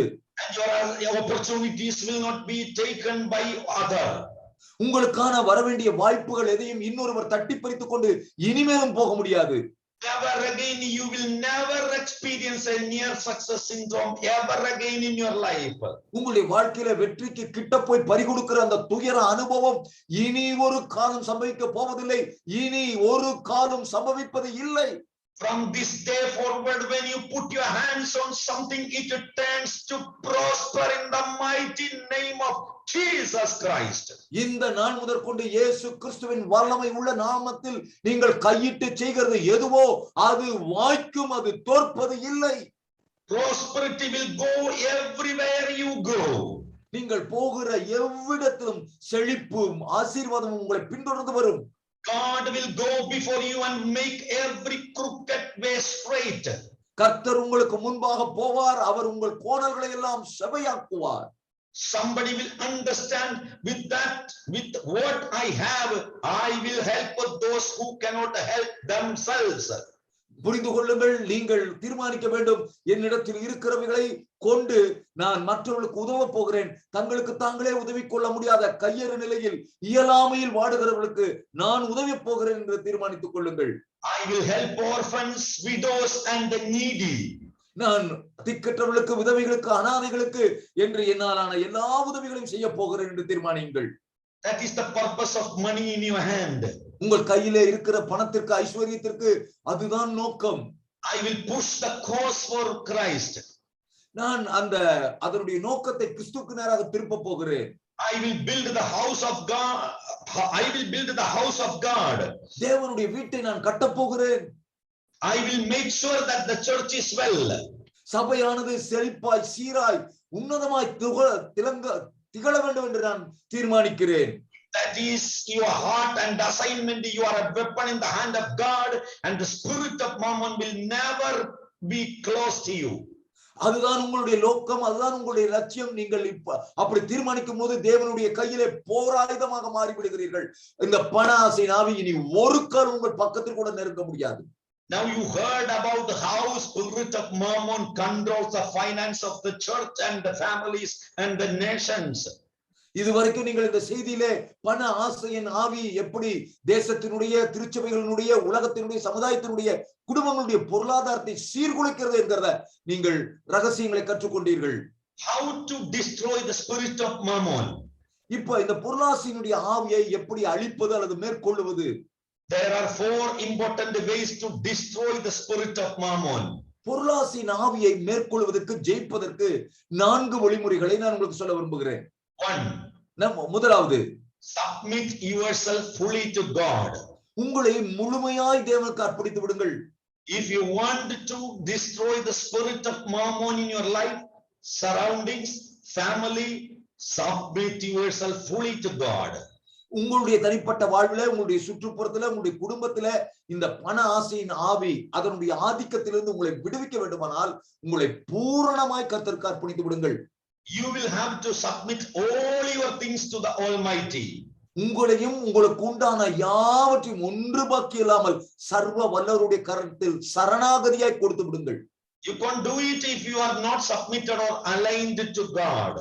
நீங்கள் கர்த்தருக்கு ஒப்பு கொடுக்காமல் உங்களுடைய வாழ்க்கையை கர்த்தரோடு ஒரே அலைவரிசையிலே பொருத்திக் கொள்ளாமல் இந்த அர்ப்பணத்தை செய்ய முடியாது. Second way to destroy the spirit of Mammon is to change your attitude towards money. இரண்டாவது வழி, இந்த பண ஆசையினுடைய ஆவியை மேற்கொள்வதற்கு நீங்கள் செய்ய வேண்டியது பணத்தை குறித்த உங்கள் கண்ணோட்டத்தை மாற்றுங்கள். Change your attitude. உங்கள் மனோபாவத்தை மாற்றுங்கள். You may be in Christ, anchored and submitted fully in God, but if you think that anything that is money is devil, your attitude will allow Mammon to keep you on stealing from you. நீங்கள் கர்த்தருக்குள்ள, கிறிஸ்துவுக்குள்ள இருக்கலாம், கிறிஸ்துவுல வேரூன்றி இருக்கலாம், கட்டப்பட்டிருக்கலாம். ஆனாலும் பணம் பிசாசு என்று நீங்கள் நினைத்துக் கொண்டிருப்பீர்களானால் நீங்கள் பண ஆசையின் ஆவிக்கு, இந்த உலக பொருளின் ஆவினாலே நீங்கள் ஆட்கொள்ளப்படுவதற்கு இடமளிக்கிறீர்கள். Look at things around you as an opportunity to help somebody or to fulfill a mission. உங்களை சுற்றி இருக்கிற சூழ்நிலைகளை எல்லாம் பாருங்கள், அதை மற்றவர்களுக்கு உதவுவதற்கு கிடைத்த ஒரு வாய்ப்பாக, கர்த்தருடைய நோக்கத்தை நிறைவேற்றுவதற்கான ஒரு தருணமாக பார்க்க பழகுங்கள். If you think it is good for you to have a roof over your head and food on your table, what about the next door child and family? உங்களுக்கு தங்க ஒரு வீடும் வேளா வேளைக்கு சாப்பாடு மட்டும் இருந்தால் போதும் என்று நீங்கள் அதிலே திருப்தி அடைவீர்களானால், உங்கள் பக்கத்திலே ஒருவர் வறுமையில் வாடுகிறாரே, பிள்ளைகள் பட்டினியாய் சாகிறதே, அதை குறித்த காரியம் என்ன? What about the people who are sick and cannot go for work? வியாதிப்பட்டு பலவீனப்பட்டு படுக்கையிலே வாடிக்கொண்டு தங்களுடைய குடும்பத்தை நடத்த முடியாமல், வேலைக்கு செல்ல முடியாமல் முடங்கி கிடக்கிறார்களே, அவர்களை குறித்து நம்முடைய கரிசனை என்ன? You are selfishly looking and being satisfied by the roof over your head and the little in your hand. உங்க கையில் இருக்கிற கொஞ்சம் பணத்தை வைத்துக் கொண்டு அதுல இப்ப எனக்கு இருந்தா போதும் என்று நினைத்துக் கொண்டு, உங்களுக்கு ஒரு சொந்த வீடு இருந்தா போதும் என்று நினைத்துக் கொண்டிருந்தால் நாம் சுயநலவாதிகளாக இருக்கிறோம். மற்றவர்களை குறித்த கரிசனை நமக்கு இல்லை. It has nothing to do with the humility. It is foolishness. இது ஏதோ தாழ்மை என்று நினைத்துக் கொள்ளாதீர்கள், இது முட்டாள்தனம். You may say, Lord, may I be a fountain of blessing. Lord, make me so strong that the next door person is blessed by me. நீங்க ஆண்டவரை பார்த்து, ஆண்டவரே என்னை ஒரு ஆசீர்வாதத்தின் ஊற்றாக மாற்றும், என்னை ஒரு ஆசீர்வாதத்தின் வாய்க்காலாய் மாற்றும், வலிமை நிறைந்தவனாக மாற்றும், அப்பொழுது என்னை சுற்றி இருக்கிறவர்களெல்லாம் என் மூலமாக ஆசீர்வதிக்கப்படட்டும் என்பது உங்கள் வாஞ்சியாகவும் விருப்பமாகவும் இருக்கட்டும். So you must change your attitude towards it. ஆகவே பணத்தை குறித்த உங்களுடைய பார்வை மாற வேண்டும். But I understand beyond the car drive, beyond the big house I live in, beyond the big bed I lay on, I have an assignment. ஆனால் ஒன்றை நான் தெளிவாக புரிந்திருக்கிறேன், ஒரு பெரிய வசதி வாய்ந்த ஆடம்பர கார் வைத்திருப்பதை விட, ஒரு நல்ல சொகுசான வீட்டிலே நன்றாக உணங்கி ஓய்வெடுப்பதை விட, அல்லது எனக்கு இருக்கிற எல்லா ஐஸ்வர்யங்களை விட எனக்கு ஒரு தெய்வீக நோக்கம் இருக்கிறது, அதை நிறைவேற்றுவதுதான் முக்கியம் என்பதை நான் நன்றாய் உணர்ந்திருக்கிறேன். As long as I keep fulfilling my assignment, I will be well. எப்பொழுது நான் என்னுடைய நோக்கத்தை நிறைவேற்றுவதிலேயே என்னுடைய முழு கவனத்தை வைக்கிறேனோ, அதை செய்ய செய்ய செய்ய என்னுடைய வாழ்க்கை எல்லா பகுதியிலும் நிறைவாய் ஆசீர்வதிக்கப்பட்டிருக்கும், அதிலே சந்தேகம் இல்லை. So change your attitude towards money. ஆகவே பணத்தை குறித்த உங்களுடைய கண்ணோட்டத்தை மாற்றிக் கொள்ளுங்கள். Third, மூன்றாவதாக, work smart and vigorously. நேர்த்தியாய், செம்மையாய், ஜாக்கிரதையாய் உங்கள் வேலையை செய்யுங்கள். தீவிரமாய் உங்கள் காரியத்திலே செயல்படுங்கள். If you change your attitude towards money, you have to work hard. நீங்கள் பணத்தை குறித்து உங்களுடைய பார்வை மாறின உடனே அடுத்து செய்ய வேண்டியது கடினமாய் உங்களை உழைப்பதற்கு ஒப்புக் கொடுக்க வேண்டும். Success is intentional. வெற்றி என்பது திட்டமிடப்பட்டது. You reach your goal not by accident. You defeat the devil not by accident. நீங்கள் உங்கள் இலக்கை அடைவதோ, பிசாசை தோல்வி அடைய செய்வதோ, ஏதோ போற போக்குல எதேச்சே அது பாட்டுக்கு நடக்குதுங்க அப்படி சொல்ல முடியாது. Work hard, smart and rigorously. தீவிரமாக, முனைப்போடு, ஒரு தீவிரத்தன்மையோடு கடினமாக உழைக்க ஆரம்பிங்கள். Be meticulous in what you do. Be in the details of your work. நீங்கள் செய்கிற வேலையிலே அவ்வளவு கண்ணும் கருத்துமாக இருங்கள். உங்களுடைய காரியங்களை குறித்த நுணுக்கமான விவரங்களை கூட அறிந்து அவர்களை தேறினவர்களாக இருங்கள். Hard work pays. கடின உழைப்புக்கு ஈடு இணை இல்லை, அது தன் பலனை நிச்சயமாய் தந்தே தீரும். Sitting down and expecting everything to come to you is a dream that will never come to pay. வீட்டுல உட்கார்ந்துட்டு எல்லாம் தானா நடக்கும்னு காலத்தை பகற்கனவு கண்டு கொண்டிருப்பது நிச்சயமாய் ஒரு பலனையும் தராது, அது உங்களை நஷ்டப்படுத்தும். You want to sleep over 10 to 12 hours a day. Let me tell you, poverty will be your friend. நீங்கள் ஒரு நாளைக்கு 10 மணி நேரம் 12 மணி நேரம் இன்னும் முறங்கட்டும் என்று கைமுடக்கி கொண்டிருப்பீர்களானால் நான் உங்களுக்கு சொல்கிறேன், தரித்திரம் உங்கள் வாசற்படியில் படுத்திருக்கும்.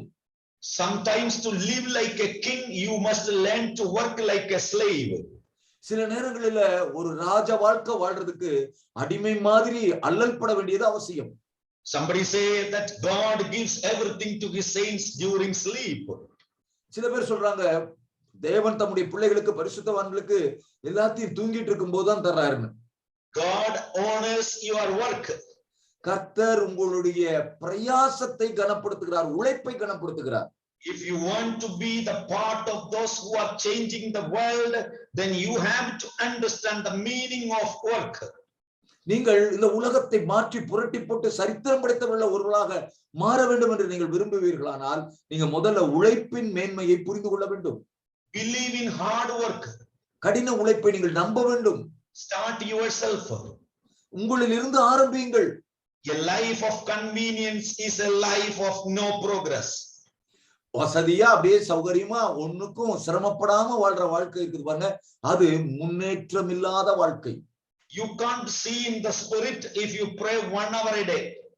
நீங்க ஒரு நாளைக்கு 1 மணி நேரமாவது ஜெபிக்காட்டி ஆவி மண்டலத்தை உங்களால பார்க்க முடியாது. You have to go deeper. நீங்க ஆழமாக பார்க்க வேண்டும். God will speak to you, but your frequency to catch the signal of God will be faulty. கர்த்தர் உங்களோடு பேசுவார், ஆனா ஜெபம் இல்லைன்னா கர்த்தர் பேசுகிற அந்த அலைவரிசையை ஆவி மண்டலத்திலிருந்து வருகிற அவருடைய சத்தத்தை சரியாய் உள்வாங்கிக் கொள்வதில் உங்களுக்கு சிக்கல்கள் வரும். It takes work. அந்த ஜெபமே கூட ஒரு பிரயாசம் தான், ஒரு முயற்சி தான், உழைப்பு தான். You will have to align, position yourself and work hard. நீங்கள் தேவனோடு அதே சரியான அலைவரிசையிலே உங்களை சீர்படுத்திக் கொள்வதற்கு, நீங்க உங்களை ஸ்திரப்படுத்திக் கொள்வதற்கு நீங்க உழைக்கணும். So third is work smart and vigorously. மூன்றாவது நேர்த்தியாக, முனைப்பாக, தீவிரமாக உழையுங்கள். Fourth one, learn to give.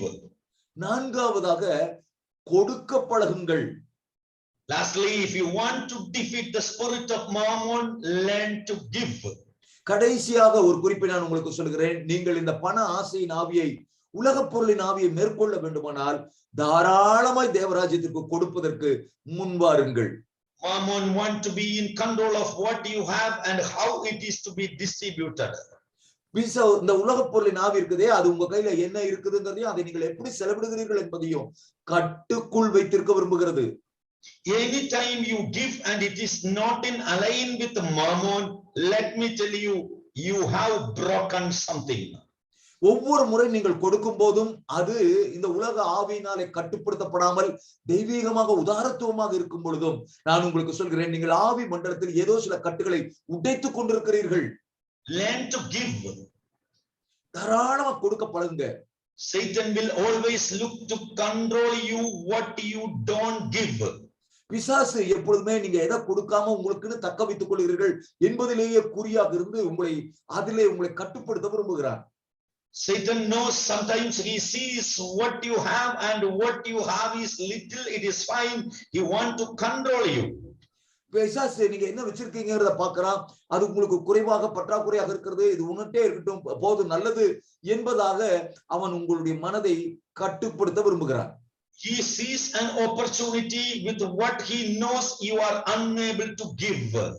உங்களால என்ன கொடுக்க முடியாது, உங்களுடைய நிலைமை என்ன என்கிறதையெல்லாம் அவன் நன்றாக அறிந்து வைத்திருக்கிறான். ஆகவேதான் அந்த பகுதியிலே உங்களை பாதிக்கிறான். Do you know why God asked Abraham to give Isaac? உங்களுக்கு தெரியுமா ஆண்டவர் ஏன் ஆபிரகாம்கிட்ட உன் ஏக சுதனாகிய ஈசாக்கை கொண்டு வந்து பலியிடுப்பா அப்படின்னு ஏன் சொன்னாரு? God was testing the obedience of his heart in releasing everything he had. தனக்குண்டான எல்லாவற்றையும் விட்டு விடுவதில் ஆபிரகாமுடைய உள்ளம் எவ்வளவு செம்மையா இருக்கிறது என்பதை கர்த்தர் சோதித்து பார்க்க விரும்பினார். எவ்வளவு தூரம் அவன் கீழ்ப்படிகிறாங்கிறத கர்த்தர் பார்த்தார். It is the attitude that matters more than the outside. வெளிப்பிரகாரமாக நம்ம செய்கிற செயலை விட உள்ளான மனதினுடைய அந்த நோக்கம், அந்த மனோபாவம் எப்படி இருக்கிறது என்பதிலே கர்த்தர் கரிசனையா இருக்கிறார். Hallelujah. Hallelujah. Amen. Amen. If you stand before God and prove to God that you are literally able to give anything that he asked, not that he asked to empty you. நீங்க தேவனுக்கு முன்பாக நின்று தேவன் உங்களிடத்தில் கேட்கிற எதையும், அது எவ்வளவு விலை இருந்தாலும் விட்டு விடுவதற்கு நீங்கள் ஆயத்தமாக இருப்பீர்களானால் கர்த்தர் உங்களிடத்துல கேட்கிறது எதுவுமே உங்களை நஷ்டப்படுத்துவதற்காக இல்லை என்பதை நீங்கள் புரிந்து கொள்வீர்கள். Because God has too much more to give you. ஏனென்றால் உங்ககிட்ட வாங்கித்தான் வாழ்க்கை நடத்தணுங்கிற நிலைமையில ஆண்டவர் இல்ல. ஆண்டவர்கிட்ட ஏராளம் கணக்கில் அடங்காத செல்வங்களும் ஐஸ்வர்யங்களும் இருக்கிறது. But he wants to know that he rules.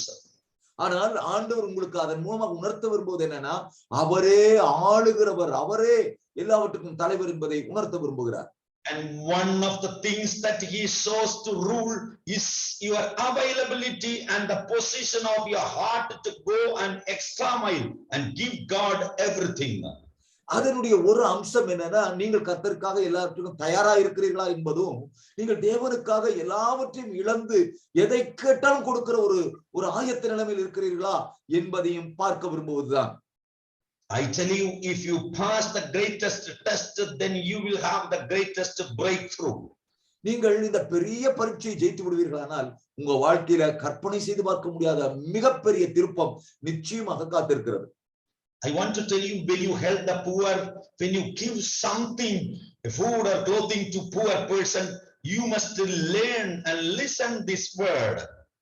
நீங்க உங்களுக்கு ஏழைகளுக்கு உதவ வேண்டும் என்று நான் சொன்னேன். நீங்க ஏழைகளுக்கு கொடுக்கும் போது உணவோ பொருளோ உடையோ ஏதோ ஒன்றை நீங்கள் கொடுக்கும் போது நீங்கள் அதிலிருந்து ஒன்றை கற்றுக்கொள்ளுகிறீர்கள்.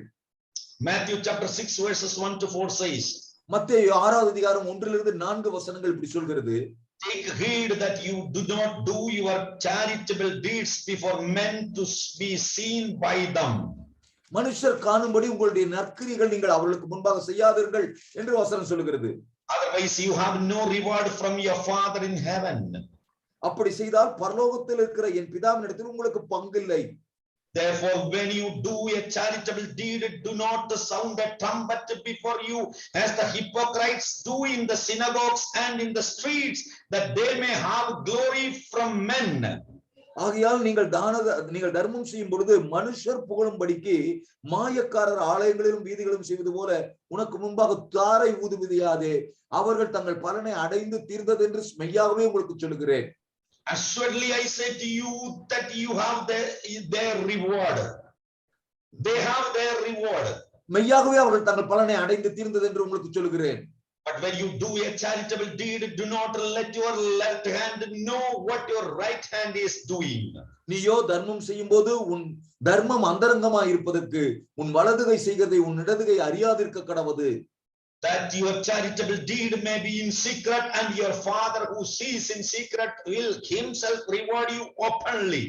அப்பொழுது அந்தரங்கத்தில் பார்க்கிற பிதா உனக்கு வெளியரங்கமாக பலனளிப்பார். What it says, what it means. இங்கே வாசித்தமே இதனுடைய அர்த்தம் என்ன? When you give a packet of food or a piece of cloth to a poor person, a starving person, do not video it and do not upload it in the social medias that saying you are doing charitable work.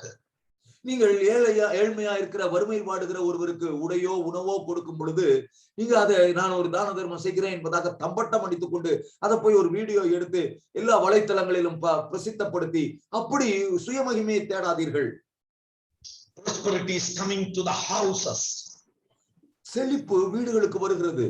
There are daughters and sons of God who are under the sound of my voice are about to receive a turnaround miracle in their finances. என்னுடைய சத்தத்தை கேட்டுக்கொண்டிருக்கிற தேவனுடைய பிள்ளைகள், தேவனுடைய குமாரர்கள், குமாரத்திகள், உங்களுடைய வாழ்க்கையில குறிப்பா பொருளாதாரத்துல ஒரு தலைகீழ் மாற்றம், ஒரு அசாதாரணமான திருப்புமுனை ஏற்படுகிறது. You will not only have enough to pay rent, God is elevating you above the bread and butter issues. ஆண்டவர் உங்களை ஏதோ சராசரி வயிற்றுப்பாட்டுக்கான நிலைமையிலிருந்து ஏதோ மாத வாடகை கொடுத்து சமாளித்துக் கொண்டிருக்கிற இந்த நிலைமையிலிருந்து உன்னதமான நிரம்பி வழிகிற நிலைமைக்கு உயர்த்துகிறார். God will give you such wealth that the assignment of it will impact the world. அப்படிப்பட்ட ஒரு அசாதாரணமான செழிப்பை ஐஸ்வர்யத்தை கர்த்தர் உங்களுக்கு தர விரும்புகிறார். அதனுடைய தாக்கம் முழு உலகத்தையுமே அசைக்கக்கூடிய அளவிற்கு அசாதாரண பொருளாதார உயர்வு உங்களுக்கு வருகிறது. You will have so much wealth that it will not only bless you but will surpass all you desire for. உங்களுக்கு அப்படி ஒரு அபரிமிதமான செல்வத்தை ஐஸ்வர்யத்தை கர்த்தர் தரப்போகிறார். அது வெறுமனே உங்கள் தேவைகளை மட்டும் சந்திக்காமல் உங்கள் ஆசைகள் உங்கள் விருப்பங்களை எல்லாம் தாண்டி அபரிமிதமாய் தேசத்தில் கிரியை செய்ய போகிறது. Some sons and daughters of God are about to work on different grounds. சில தேவனுடைய பிள்ளைகள், தேவனுடைய குமாரர்கள், குமாரத்திகள் வித்தியாசமான வேறொரு தளத்திலே நீங்கள் செயல்பட ஆரம்பிக்க போகிறீர்கள். Provision is not our problem. உங்கள் தேவைகள் சந்திக்கப்படுவது ஒரு பிரச்சனையாகவே இனி இருக்க போவதில்லை. How does not belong to you. எப்படின்னா அந்த பொருளாதாரம் உங்களுடையது இல்லை. The how belongs to God. அது தேவனுக்குரியது. Everything that is closed in your life breaks open in the name of Jesus. உங்கள் வாழ்விலே அடைபட்டிருக்கிற ஆசீர்வாதங்கள் எல்லாம் இப்பொழுது இயேசுவின் நாமத்தில் உடைக்கப்பட்டு திறக்கப்படுகிறது. I am talking to you who are listening me. I am calling in the spirit. You are born for an assignment. இந்த சத்தத்தை கேட்டுக்கொண்டிருக்கிற உங்களுக்கு நான் ஆவியிலே பிரகடனப்படுத்தி சொல்லுகிறேன், நீங்கள் ஒரு தெய்வீக நோக்கத்திற்காக அழைக்கப்பட்டிருக்கிறீர்கள். I prophesy your life will have something greater than anyone before you in this generation. நான் உங்களுக்கு தீர்க்க தரிசனமாக உரைக்கிறேன், இந்த தலைமுறையில் யாரும் கண்டிராத அளவிற்கு உங்களுடைய வாழ்வு வித்தியாசமானதாக மேன்மையானதாக உயர்த்தப்பட போகிறது. Millions of lives will be touched through the assignment you have. உங்களுக்கு கர்த்தர் கையெழுத்திருக்கிற தெய்வீக நோக்கத்தினாலே லட்சோப லட்ச மக்களுடைய வாழ்வை நீங்கள் தொட போகிறீர்கள், ஆசீர்வதிக்க போகிறீர்கள். Will be fulfilled with resources given to you, with money given to you. உங்கள் கைகளில் கொடுக்கப்பட்டிருக்கிற செழிப்பின் மூலமாக, வள ஆதாரங்கள் மூலமாக, பொருளாதாரத்தின் மூலமாக அவைகள் எல்லாம் நிறைவேற போகிறது. You will build the next God's house, build hospitals and take care of orphans across the continents who by themselves cannot find education. நீங்கள் அடுத்த ஆலயத்தை கட்ட போகிறீர்கள், தேவனுடைய சித்தத்தை நிறைவேற்ற போகிறீர்கள், உலகம் எங்கிலும் அனாதைகளை பொறுப்பெடுக்க போகிறீர்கள், அவர்களுக்கான இல்லங்களை கட்ட போகிறீர்கள். கண்டங்களுக்குள்ளே உங்களுடைய வீச்சும் வேகமும் பரவ போகிறது, தாக்கத்தை ஏற்படுத்த போகிறது. அநேக மக்கள் தங்களை கைவிடப்பட்ட நிலைமையில, படிப்பை கவனிக்க முடியாத நிலைமையில இருக்கிற திக்கற்றவர்களை நீங்கள் சந்தித்து உயர்த்த போகிறீர்கள். God by themselves is going to uplift such people. அப்படிப்பட்டவர்களை தேவன் தாமே உயர்த்தி மேன்மைப்படுத்த போகிறார். God is about to use you to uplift your nation, your continent and impact the next generation. உங்களுடைய தேசத்தை, உங்களுடைய கண்டத்தை உயர்த்தவும், உங்களுடைய அடுத்த தலைமுறையின் மேல ஒரு ஆழமான தாக்கத்தை ஏற்படுத்தவும் கர்த்தர் உங்களை கையில் எடுக்கிறார். Gold and silver is mine, says the Lord. வெள்ளியும் பொன்னும் என்னுடையது என்று கர்த்தர் சொல்லுகிறார். The master of everything that exists in the visible and the invisible, and that God is trusting someone who is listening me. என்னை கேட்டுக்கொண்டிருக்கிற சிலரை கர்த்தர் நம்புகிறார். காண்கிற உலகத்துல, காணப்படாத உலகத்துல எல்லாவற்றின் மீதும் ஆளுகை உடைய, சர்வ வல்லமை உடையவர், அதிகாரம் உடையவர் உங்களை நம்பி உங்களுக்கு கையளிக்கிறார். Somebody give praise to Jesus. இருக்கிற இடத்துல கர்த்தரை நல்ல சத்தத்தை உயர்த்தி மகிமைப்படுத்துங்கள். Many calamities happen to you because Mammon wants to control resources in your life. உங்களுடைய வாழ்க்கையில பல விதமான அசம்பாவிதங்கள், எதிர்பாராத காரியங்கள் நடந்ததுக்கெல்லாம் காரணம் பண ஆசையின் ஆவி உங்களுடைய வாழ்வை கட்டுப்படுத்தி முடக்க நினைத்ததுதான். Some people are sick not because of the simple flying infirmity, but because of Mammon. சில பேர் வியாதிப்பட்டு பலவீனப்பட்டிருப்பதற்கு காரணம் ஏதோ சில கிருமிகளால அல்ல, பொருளாதாரத்தினுடைய இந்த பொருளாசையின் ஆவியினால்தான். உங்க பொருளாதாரத்தை முடக்குவதற்காகத்தான் நீங்கள் அப்படி வியாதிப்பட்டீர்கள். Mammon knows that if you want good wealth, you will support others because it is his scheme to control you. பிசாசுக்கு நன்றாக தெரியும், நீங்க நல்ல செல்வ செழிப்பா வளமா இருந்தீங்கன்னா நீங்க அநேகருக்கு உதவி செய்வீர்கள், அநேகரை தூக்கி எடுப்பீர்கள். அது பிசாசுக்கு விருப்பம் இல்லை. ஆகவேதான் அவன் உங்களை முடக்குகிறான். He can go as far as sticking sickness in your flesh. நீங்க உங்க மாம்சத்துல வியாதியா இருக்கிற வரைக்கும் நீங்க அதிலேயே உங்களுடைய கவனம் எல்லாம் போய் கொண்டிருக்கும். Some of you have cancer. You used to be on the right way. Now you cannot find yourself. It is because of Mammon. சிலர் கேன்சர் வியாதினால பாதிக்கப்பட்டு கொண்டிருக்கிறீர்கள். மருத்துவ சிகிச்சைகள்லாம் எடுத்தீங்க. இப்ப உங்களால சமாளிக்க முடியாத நிலைமைக்குள் வந்து கொண்டிருக்கிறீர்கள். இதற்கு காரணம் இந்த பண ஆசையின் ஆவி. When Mammon will be destroyed, what he has brought in the form of cancer also will die. இந்த பண ஆசையின் ஆவிய, இந்த பொருளாசையின் உலக பொருளின் ஆவிய நாம் சரியான விதத்தில் ஆவியிலே கையாண்டு அதை அப்புறப்படுத்தும் பொழுது அது என்ன வியாதியாக இருந்தாலும், கேன்சரா இருந்தாலும் அது அற்புதமாய் சுகமாகும். Mammon can stop a woman from bearing a child. இந்த பொருளாசையின் ஆவியினாலே ஒரு பெண்ணினுடைய கர்ப்பத்தை கூட அடைத்து வைக்க முடியும். Not only money, because Mammon is more concerned about resources and who will have it. பணம் மட்டுமல்ல, ஐஸ்வர்யம், வள ஆதாரங்கள் அவைகள் யார் கைக்கு போய் சேரப்போகிறது என்பதிலும் பிசாசு மிக குறியாக இருக்கிறார். If he sees that through your womb a breakthrough will come, if he sees that a king will be born from your womb, Mammon will make you a barren. பிசாசு ஒருவேளை அறிந்திருப்பானால் உங்களுடைய கர்ப்பத்தில் இருந்துதான் உங்க பிறப்பின் மூலமாகத்தான் ஒரு திருப்புமுனை உங்கள் வாழ்க்கையில் வரப்போகிறது, உங்கள் வயிற்றிலிருந்துதான் ஒரு தலைவன், ஒரு ராஜாதி ராஜா பிறக்க போகிறான் என்பதை அறிந்தால் அவன் உங்களை மலடாகவே வைத்திருப்பதிலும் தயங்குவதில்லை. Barrenness is not because of you, but because of Mammon. அந்த மலட்டுத்தன்மைக்கு காரணம் நீங்கள் அல்ல, இந்த உலக பொருளின் ஆவிதான் காரணம். And he knows that if the child lives, he will lose ground. அந்த பிள்ளை உயிர் வாழும் பொழுது இந்த ஆவிக்கு பூமியில இடமில்லாமல் போய்விடும் என்று அச்சத்திலே தான் அவன் ஆரம்பத்திலேயே உங்கள் கர்ப்பத்தை அடைக்கும் முயற்சியில் ஈடுபடுகிறான். Mammon is higher than witchcraft. பில்லி சூனிய வல்லமையை விட இந்த பண ஆசையின் ஆவி இருக்கிறதே அது மிக கொடூரமானது. Mammon controls infirmity. எல்லா பலவீனங்களை, வியாதிகளை கொண்டு வருவதும் இந்த ஆவிதான். He orchestrates all kinds of evil spirits. எல்லா அசுத்த ஆவிகளையும் ஒருங்கிணைத்து செயல்படுத்துவதும் இந்த ஆவிதான். Mammon can set up an accident for you. உங்களுக்கு ஒரு எதிர்பாராத விபத்தை கொண்டு வரவும் இந்த ஆவியினால முடியும். In the mighty name of Jesus Christ of Nazareth, நசரேயனாகிய இயேசு கிறிஸ்துவின் வல்லமை உள்ள நாமத்தில் they will be come against you with the blood of Jesus. பிசாசே, இயேசு கிறிஸ்துவின் இரத்தத்தினாலே உனக்கு எதிர்த்து வருகிறோம். Who are listening us, pray with us, pray with us. This is கேட்டுக்கொண்டிருக்கிறவர்கள் நீங்க யாராக இருந்தாலும் நீங்க இருக்கிற இடங்களில் எங்களோடு இணைந்து இந்த ஜெபத்தையில தீவிரமாய் நீங்களும் வாயை திறந்து ஜெபிக்க ஆரம்பிங்க. For rid of Mammon.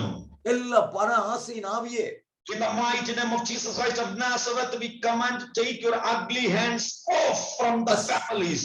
நசரேயனாகிய இயேசு கிறிஸ்துவின் அதிகாரம் உள்ள நாமத்தினாலே உனக்கு எதிர்த்து வருகிறோம். உன்னுடைய அசுத்த அருவருப்பான கையை குடும்பங்களிலிருந்து எட்டு என்று உனக்கு கட்டளையிடுகிறோம். Lose your hold from the treasuries of the states and the nations. தேசங்களின் மாநிலங்களின் மாவட்டங்களின் கண்டங்களினுடைய பொருளாதாரத்திலிருந்து அதனுடைய பொக்கிஷ சாலையிலிருந்து உன்னுடைய கையை எட்டு என்று உனக்கு கட்டளையிடுகிறோம். Command you get out of the treasuries. We command you out of the finances in the name of Jesus. இயேசு கிறிஸ்துவின் வல்லமை உள்ள நாமத்தில் எல்லா பொருளாதாரத்தின் மேலிருந்து எல்லா கருவூலங்களின் மேலிருந்து பொக்கிஷங்களின் மேலிருந்து உன்னுடைய கை எடுக்கப்படுவதாக என்று சொல்கிறோம். Precious brothers and sisters, எனக்கு அருமையான சகோதர சகோதரிகளே, some altars of witchcraft has been erected against you of jealousy. உங்களுக்கு விரோதமாக பொறாமையினாலே சில மந்திர பில்லி சூனியத்தினுடைய பலிபீடங்கள் எழுப்பப்பட்டிருக்கின்றன. Now we pray to break every power of witchcraft and sorcery and let it be nullified and destroyed by the blood of Jesus. இப்பொழுது இயேசு கிறிஸ்துவின் நாமத்தினாலும் இயேசு கிறிஸ்துவின் இரத்தத்தின் வல்லமையினாலும் எல்லா விதமான மந்திர பில்லி சூனிய வல்லமைகள் அவைகளுடைய கிரியைகள் தகர்க்கப்படுவதாக, உடைக்கப்படுவதாக, நிர்மூலமாவதாக. Every curses in the finance be loosed in the name of Jesus. பொருளாதாரத்தில் இருக்கிற எல்லா சாபங்களும் இயேசுவின் நாமத்தில் உடையட்டும். All the financial problems be settled in the name of Jesus.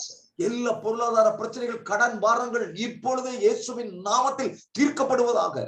All the cases and litigations in the court because of the financial problems be settled and come favor to the children of God who are praying with us right now in the name of Jesus.